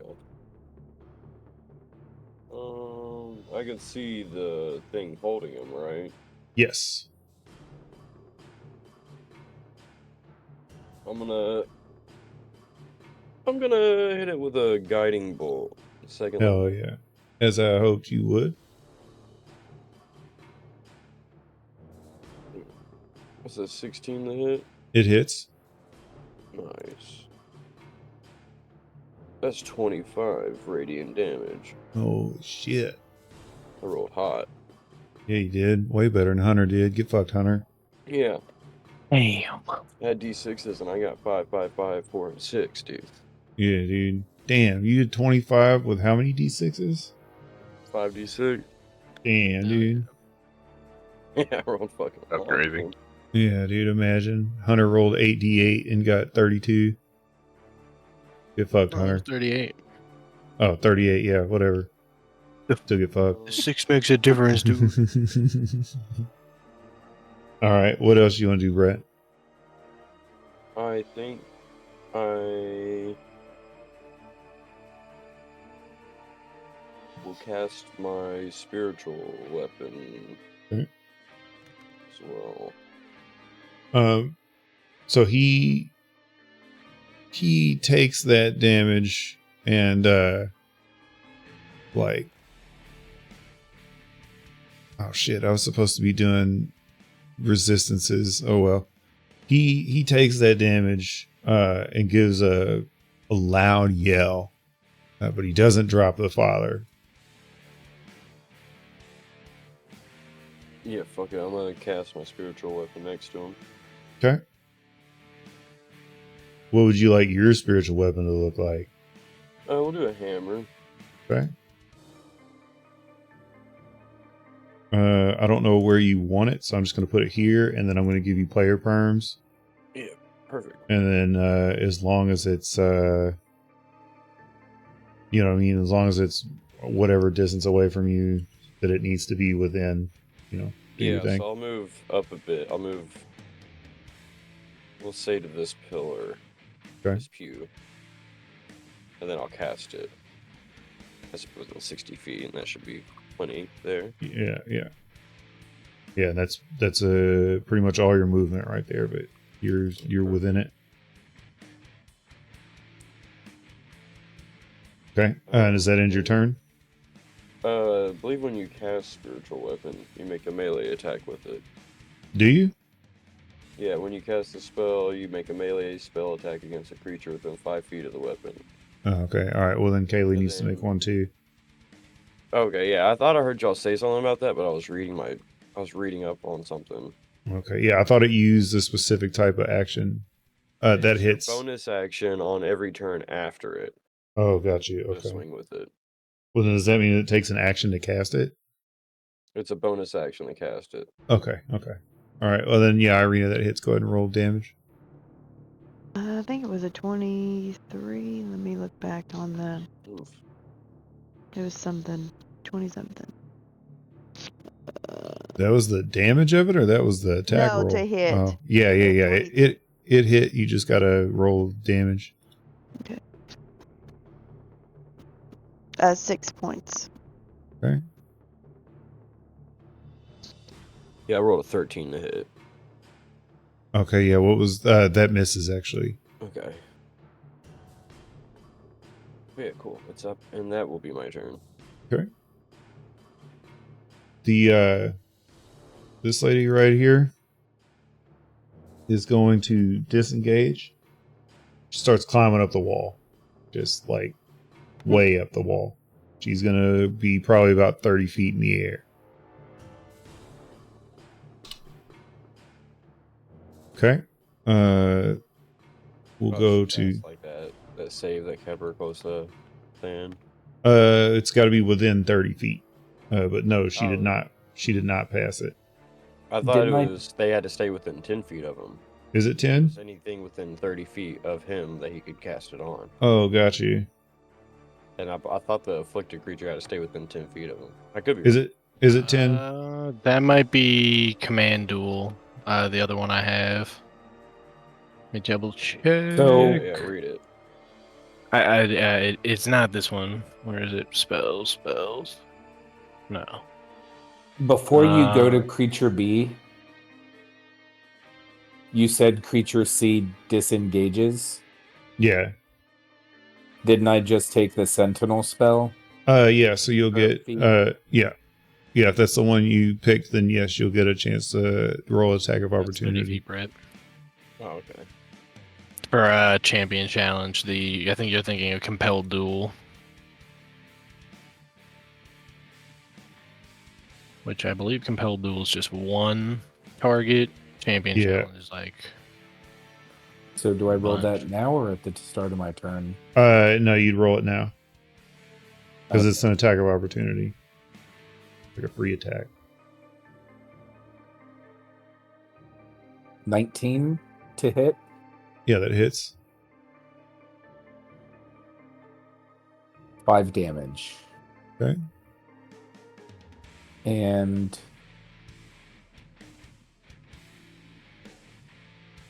technically its movement is 0. Oh shit. Okay. Yeah. Yeah. So it So- goes to climb the wall and then doesn't. Yeah. Bitch ain't going nowhere. We chopped her arm off Hell and I yeah. just stopped her from climbing up the pillar. That shit immediately came in handy. Yeah, it did. Yeah. All right, so we move to B. She's going to turn to attack Ismark. It's an 18 hit, Ismark. It just hits. Okay, you take 8 damage. She's going to swing at you again. Ooh, a 9, I'm guessing, does not hit. No. And so I took the heavy armor master feat. Uh-huh. So any non-magical bludgeoning, slashing, piercing is reduced by 3 automatically. Oh, okay, hell yeah. Yeah, this would be non-magical. Sweet. And then she's going to disengage. Let me see if she has enough movement to do this here. She's going to use the disengage action, run over here, and grip this old lady kneeling. She's going to tackle her, start feeding on her.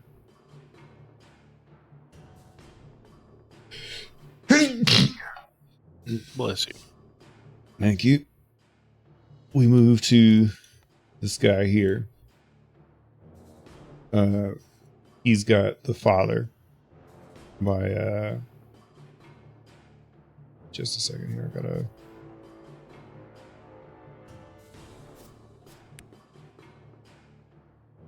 He's got him. He's gonna take his nails, I guess. So he's just gonna swing at him. Let's see. Definitely hits. Okay, so that dude will take 8 damage.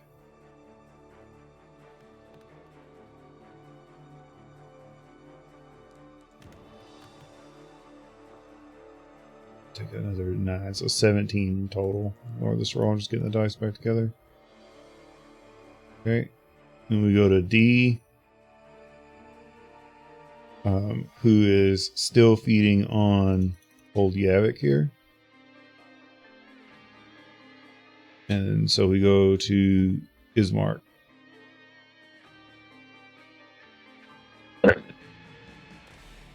Okay. So the one chick was scaring up the wall. She's very badly hurt, right? Yep. So we're gonna hack her since Treybox stopped her in her tracks.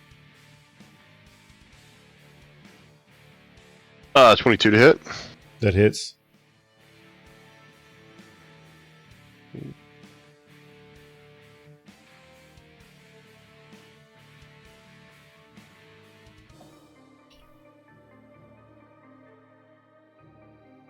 Uh, 14 damage. Okay. I'm gonna 16 to hit. Yep, that hits.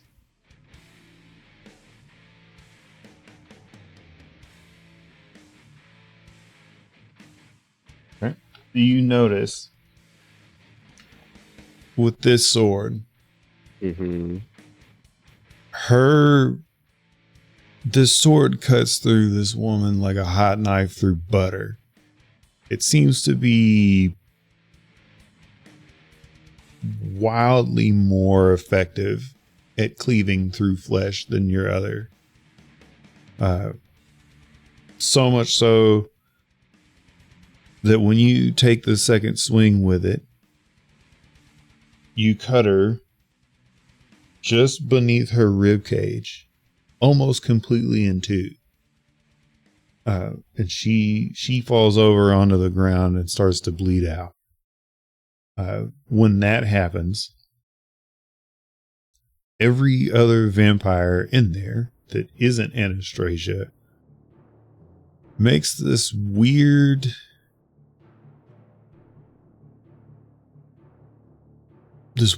growl, almost like they have become in a frenzy. And with that, we go to... Oh, well, I guess with that, is there anything else you want to do with your turn? Yeah, probably. So the second swing took her down, right? Yeah, she's gone. Cool. And that was your second main hand attack, wasn't it? Yes. Okay.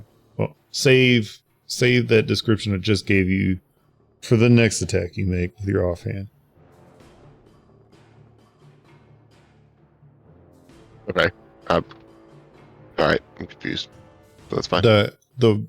It's the second sword that'll cleave through them like butter. I see. Are you sure about that? Yes. You're absolutely certain. So, okay. Yeah, she's still dead. That's still happened. Right. But you'll make that connection, I guess, on the next offhand attack that you hit. Gotcha. So you mean the one I just rolled? If that was your offhand, yeah. Yeah, that'd be a one. Okay.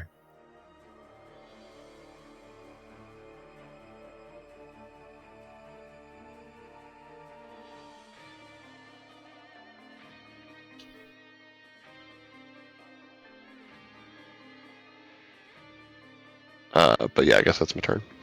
Okay. Give me just 1 second.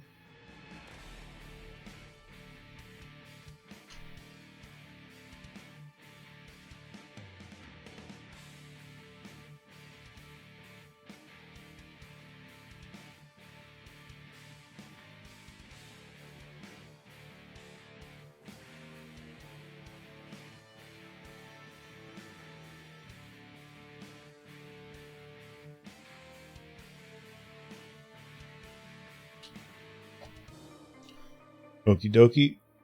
We go to Thand. Hell yeah. What you doing, dog? My channel divinity, would that be like... It doesn't say in it. Is that like a concentration spell? Does anyone know? Like, would I be able to also think so. cast Divine Favor? Give me a second. So it doesn't mention anything, but it also doesn't mention when it ends. I would just assume combat, but seems... Let's see. I don't think that it does. What's the name of the actual feat that you used? Champion Challenge.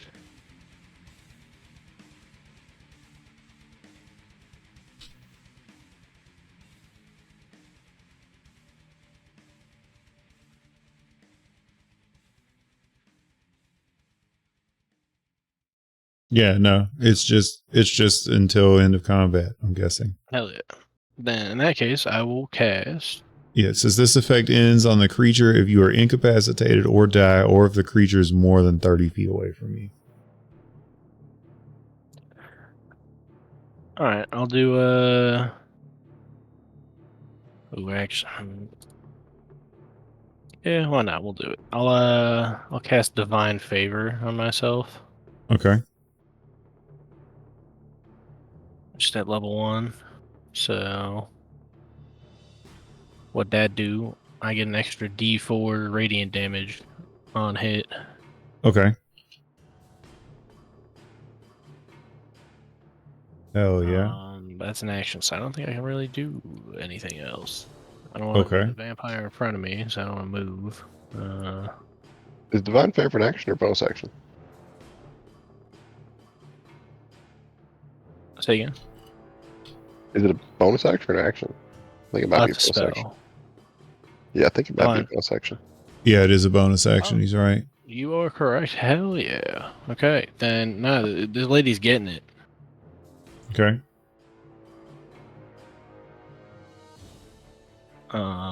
15. To hit, Yeah. that hits, but there's no vampires around you currently. Just in front of me. Sorry. That's Jim Ball I'm confused. right here. Yeah. Oh, yep. Got. Whoopsie, sorry, Jim Ball. I take that back. How are you doing on time also? Probably haven't got too much longer. Okay.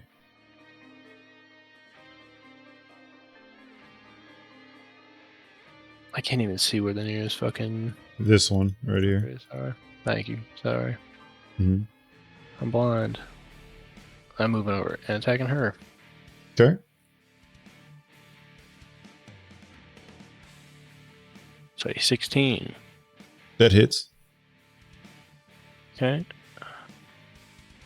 So it's 10, but then 2d4. Well, let me roll them separately, actually. That's for the sword, so it'd be 1, and then this is for... Alright, so 12. Okay. For the first one, I take 1 damage. And then what was the second D4? The divine Yeah, divine. That was just a or 1. radiant? Okay, they were both Radiant. 1. Okay. But again, same question. Do I roll extra dice because it's radiant against the vampire?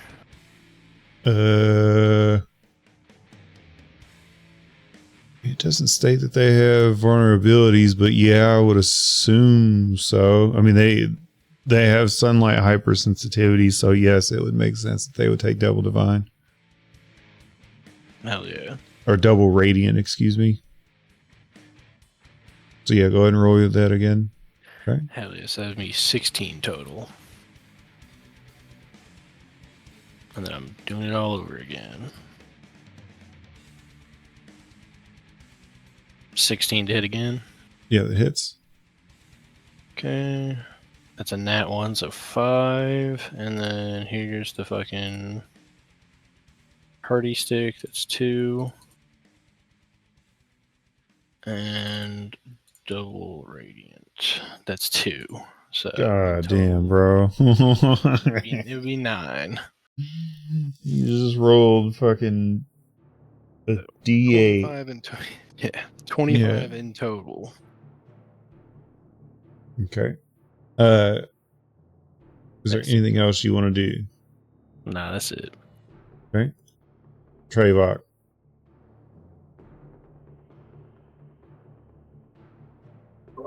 Yes. What you doing? So I'm a little far from anyone, right? Like, I don't think I have the movement. I mean, there's one right here. Is that 3 tiles? Would you? I mean, it's 3.6 tiles, but you can move further than 3.6 tiles. You can move 5. I can move 5? Yeah, you move 25 feet per turn. Oh, I keep thinking about the whole 15-foot radius thing. Sorry. Okay. Then Yes, I am moving and attacking. Okay.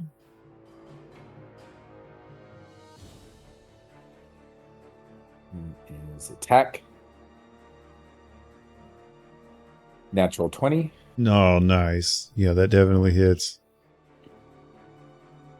And rolling for damage. Come on, give me something good. 16 damage. Nice. That's for attack number 1. Okay. Is it dead yet? Oh, no. Good. Okay. Attack number 2. Oh my god, that was almost another natural. I rolled a 2, so it's a 9. Yeah, that misses. Okay.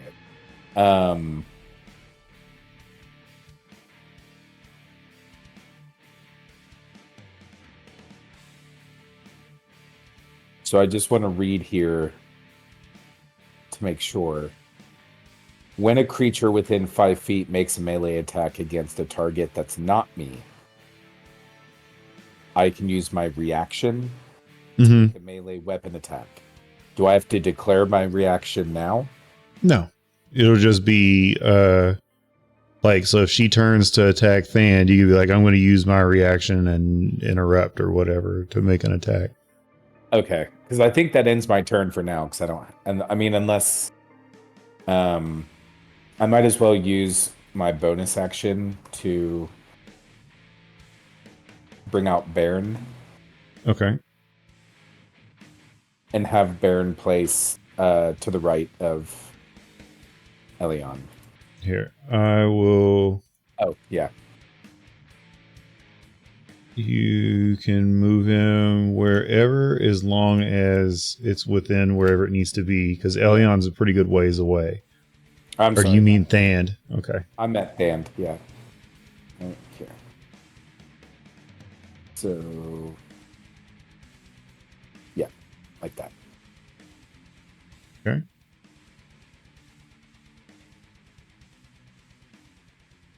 And that, All right, and that ends your turn?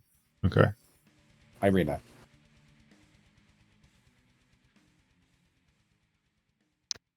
Okay, my spiritual weapon, let's see, can travel 60, no, range of 20 feet. How many squares is that? 4. So I would not make it to the one that everyone's going after. And then that, well, I don't know her name, Andromeda is right here in the red, correct? Jim Ball's here, Anastasia's here. Are we attacking the red one? I mean, she's currently just standing by. She did, like, kill one of them that was attacking Trevok.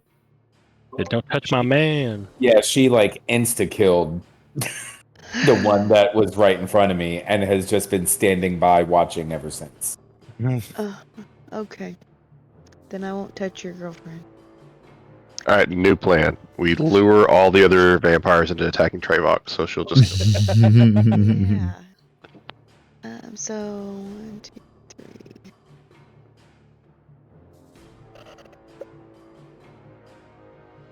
3. Is this too far here?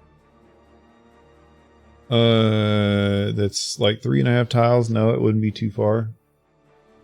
Just so you know, this isn't a vampire. Just so you know. Yeah, You were looking. I'm going past her.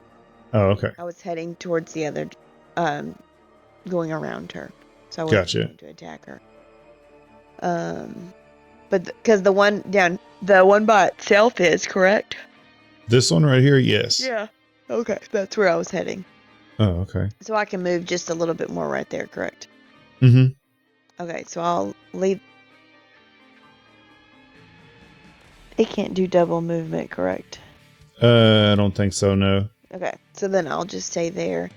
And I'm going to shoot from a distance with my crossbow, the one everyone else is attacking. Okay. Keep my distance from her.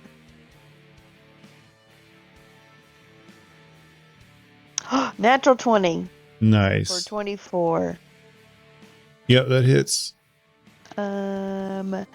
17 points of damage. Jesus. Hell yeah. I rolled 2 8s. Okay.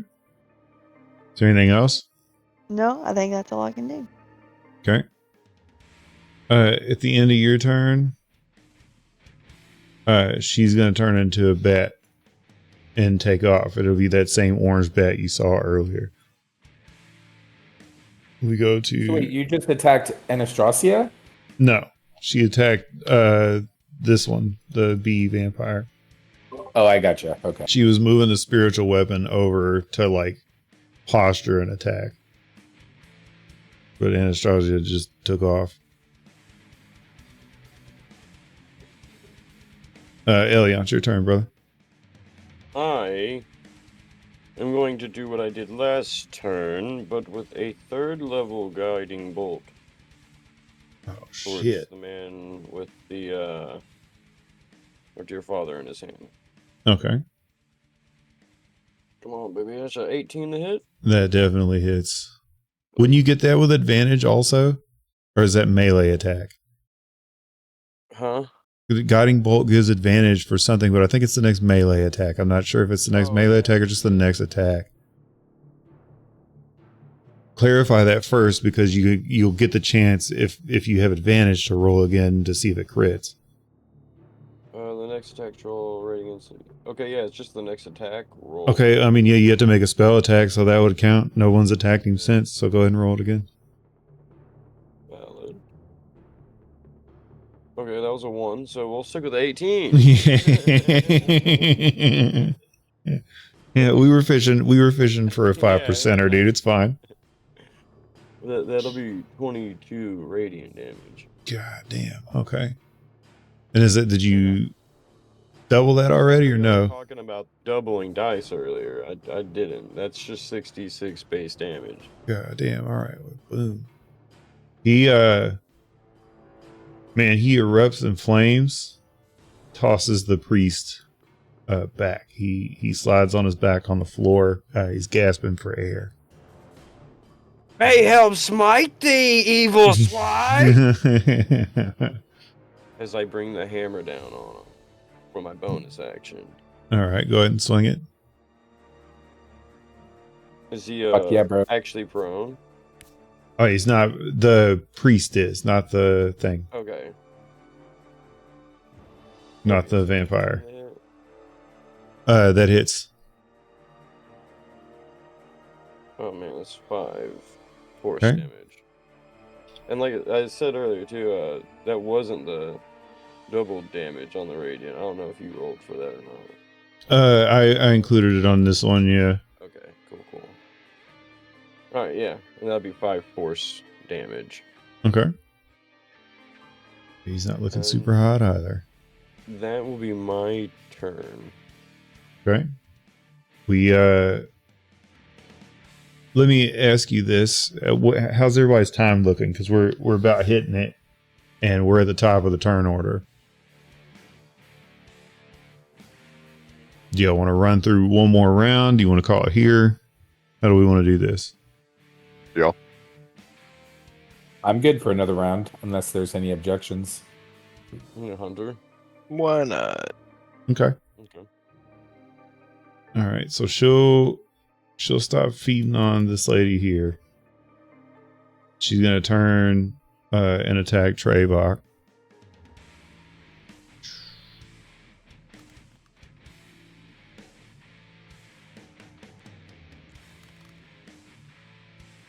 Trevok, you're gonna take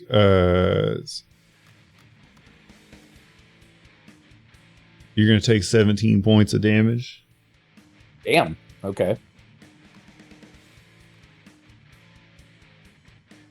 Does a 14 hit? Yes. All right, you'll take another 8 points. And then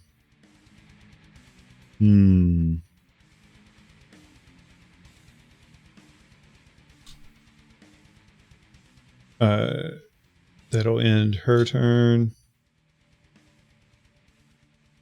I think your hammer is going to get an attack of opportunity, right? If he goes to run away. Brent, Sorry, what was that? your hammer gets Attack attacks of opportunities? Yeah. I guess so. I think it's kind of up to you. I feel like it would, right? I mean, Let me read. I don't know if you'd need the Warcaster feat for that to work or not. Not sure.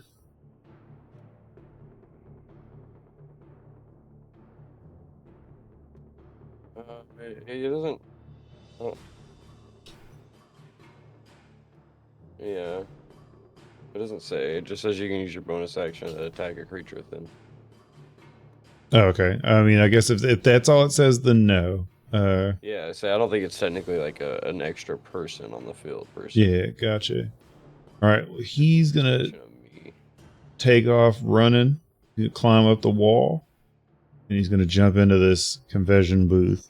You hear someone inside scream. You hear a woman scream, and that scream quickly turns to gurgles. We go to here. This dude is now laying down dead.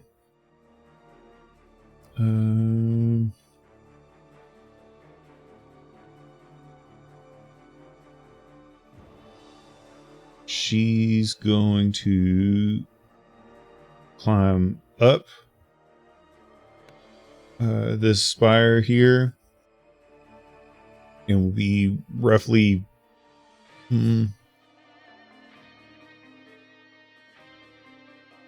should be like 20 feet off the ground. We cut over to Ismark. It's your turn, bud. Yeah.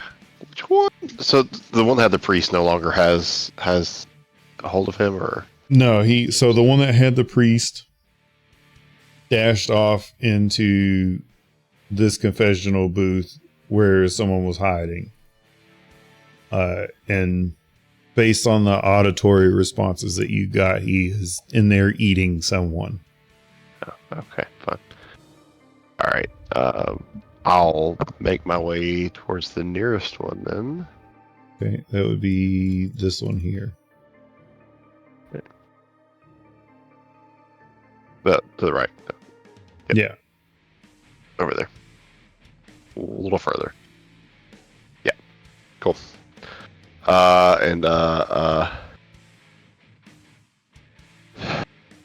We'll just start hacking away. Okay. 26 to hit. Damn, yeah, that hits.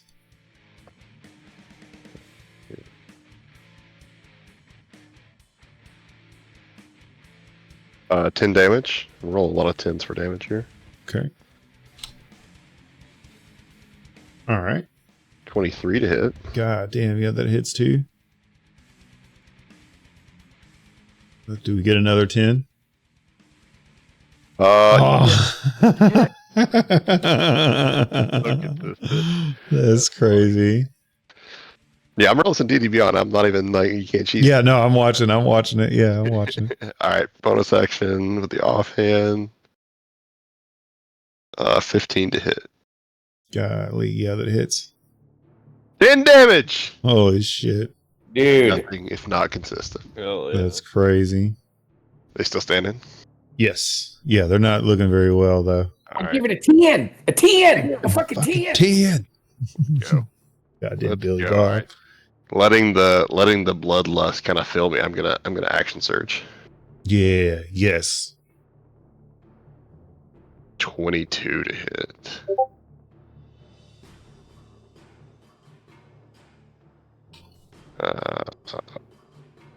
That's 14 to hit, or 14 damage rather. And then an 11 to whiff for the last attack. Okay. What was the... Give me a second. Let me pull the thing out. Okay, yeah, 22 to hit, and then 14 damage total. Yeah. Right? Yeah. Okay. And that was a main hand attack, right? Indeed, yeah.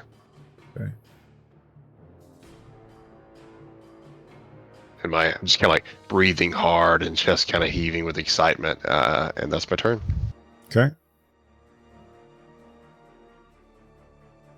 All right, Thand, your turn. Let us get this bread. You know what I'm doing. Mm-hmm. 24 to hit. That hits. Okay, here comes the nasty D4. Damn, alright. 4.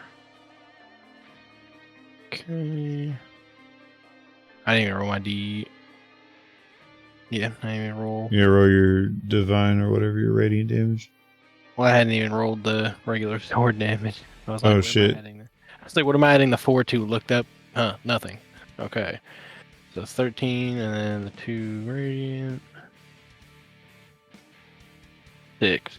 So that's going to be a whopping 19. Okay. How much of that's the sword damage? 4. Okay. All right. Like, what's the physical damage that you dealt? So you had 9. Okay. And then it was 4 from the evilness and 6 from the radiant.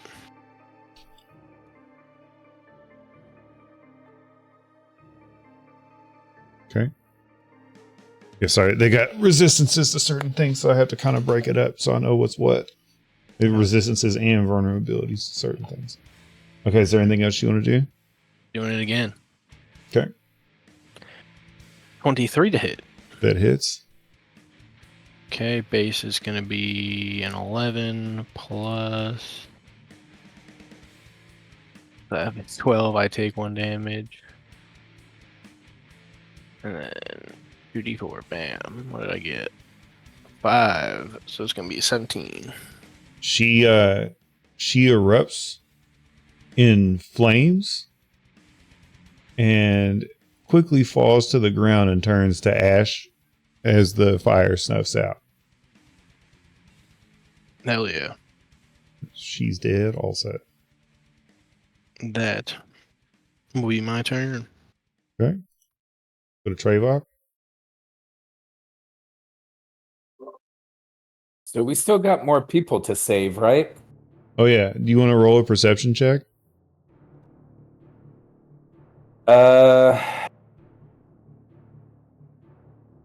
I mean, I think I would have seen. Would I have seen this dude go in this direction? Yeah, but there's like other stuff that's been happening. Why don't you roll a perception I'll check? go ahead and roll for perception then. Okay. You look around and wow. Oh yeah. It's a 17. Okay, perfect. Yeah. You look around and you notice something. There's a lot of blood on the floor in places that you haven't been. As if something else has been just like hunting these people down and taking them out one by one.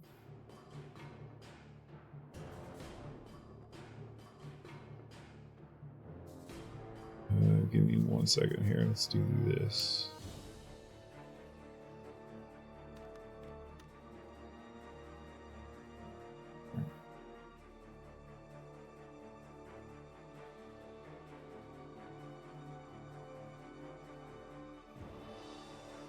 Okay. Yeah, as you look around, you notice that Clara, the little girl in here, like I guess there's blood kind of coming out of the rest area where you were at. There's blood coming down from the roof over here where you were going to bathe. There's blood coming out of these 2 confession booths. And then obviously now there's blood coming out of this one too.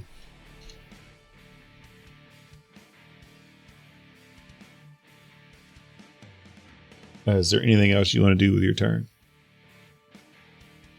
Oh, and then this lady's dead.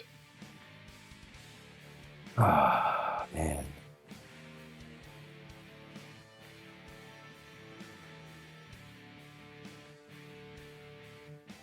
I don't know. It kind of seems like maybe this might be where we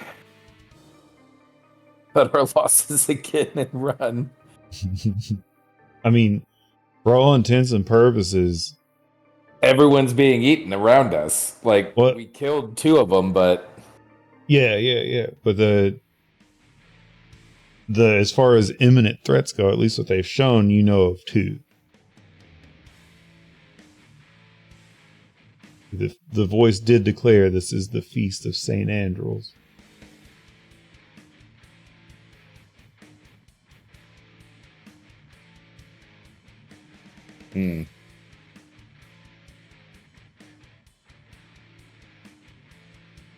What you got, man? What's your move?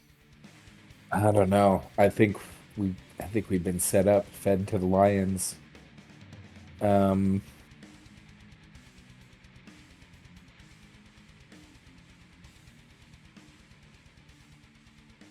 Which way would be the way out?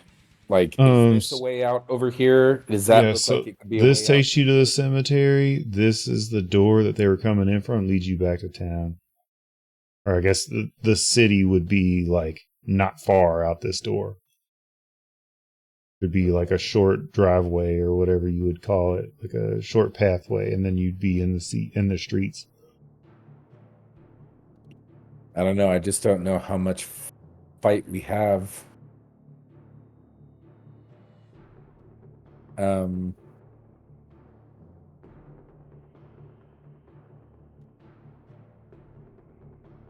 gonna kind of make an exclamation to the team and just be like, it's a bloody freedom. It's a bloody feeding frenzy, is what I was trying to say. It's a bloody feeding frenzy. Like, we better get ourselves out of here. And maybe I will move.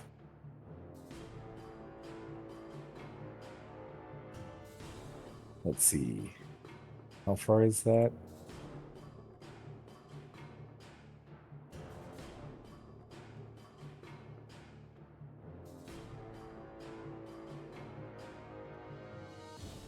So, like right here. Mm-hmm. Okay. To kind of protect us from this area, that because there was a lady that ran up a pillar over here, and that other dude is in a room over there. So we're going to position ourselves. Yeah, she's on this pillar here. I'm going to guess that's going to have to end my turn. Yeah. Okay. All right, Irina. Well, you don't have to tell me twice.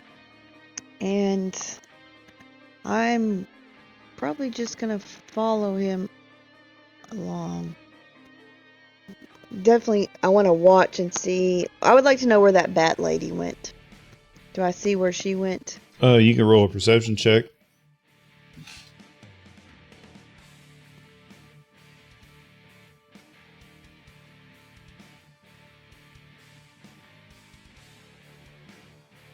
Oh, 5. So that I didn't see. Oh, they're gone. You know what I mean?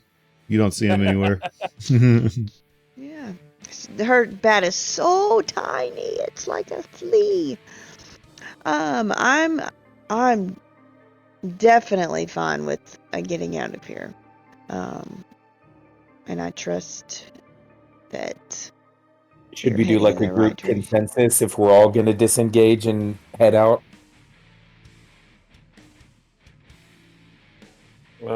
There's one between y'all and me, so more or less 2. The only one we know of is the bat that we saw, correct? Say what? So the only people who saw the bats were me and Band, was it? Who rolled the dirty? Me and Ismark. Ismark, yeah, Ismark and I and Trevok are the only 2 people that saw the bats up in the rafters. No, but I saw her change into a bat, is what I'm saying. That's the last one we know of, correct? That the last one we saw? Yeah, the last vampire or whatever. Yes. Yeah.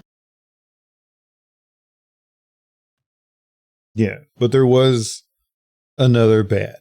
She wasn't the only one. No, I didn't see And that that one, one's but as as far a as I know, that's the last one that we have Mhm. seen. I'm gonna trust Trevok and just follow Okay. along. And I will. And I'm like calling out to Elion.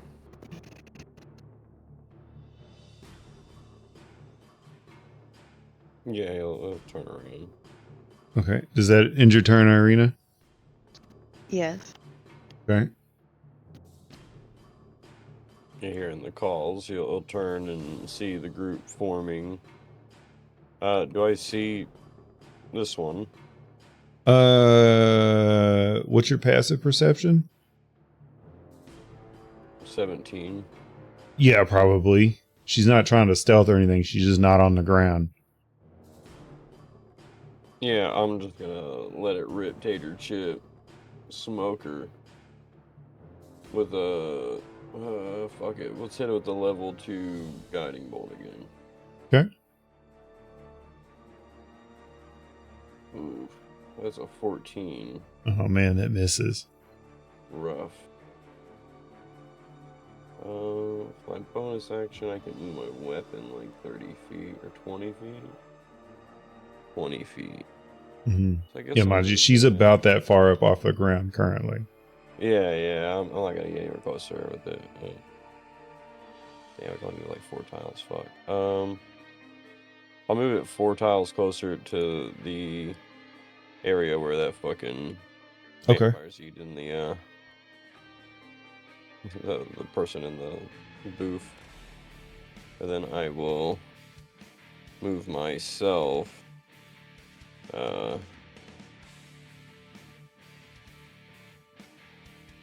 6 tiles. I'll come out here. And then come to this pillar. Okay. Like so. I don't have a torch out either, actually. Just Yeah, it was left over from last go around. I just figured you guys would keep them on so you could see where your character was. Since it was dark. But yeah, that'll be my turn. Okay. They this door flings open. And no sooner does it, this dude takes off.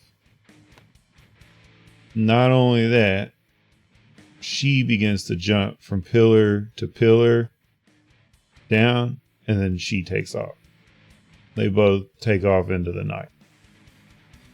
Does anybody want to roll one final perception? Yeah. Collectively as a group? Everybody go ahead and roll it. Yeah.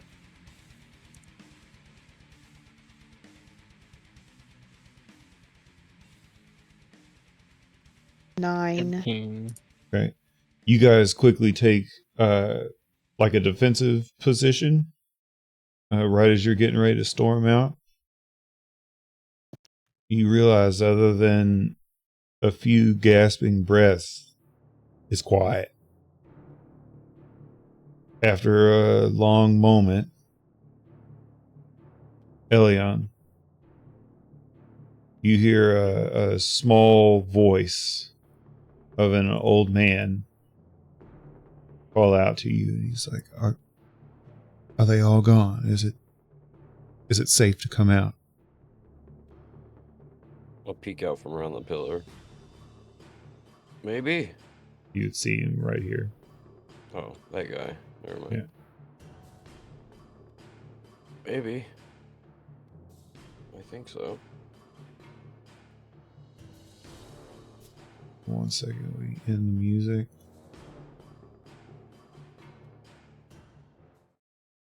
I'd like to immediately run the check on the father too on this. Okay. as the Also, wrong moment city. But also, if we're ending, we can I can do that. Yeah, for Next sure. session. Yeah, that'll be where we pick up. Yeah, I almost So, head that way. anybody want to take a guess at what just happened? The guards told the Um, vampires to come eat us. No. I'm thinking it's like the scene from Castlevania, the animated series on Netflix, where the head priest of the church, is actually the local like demon creator.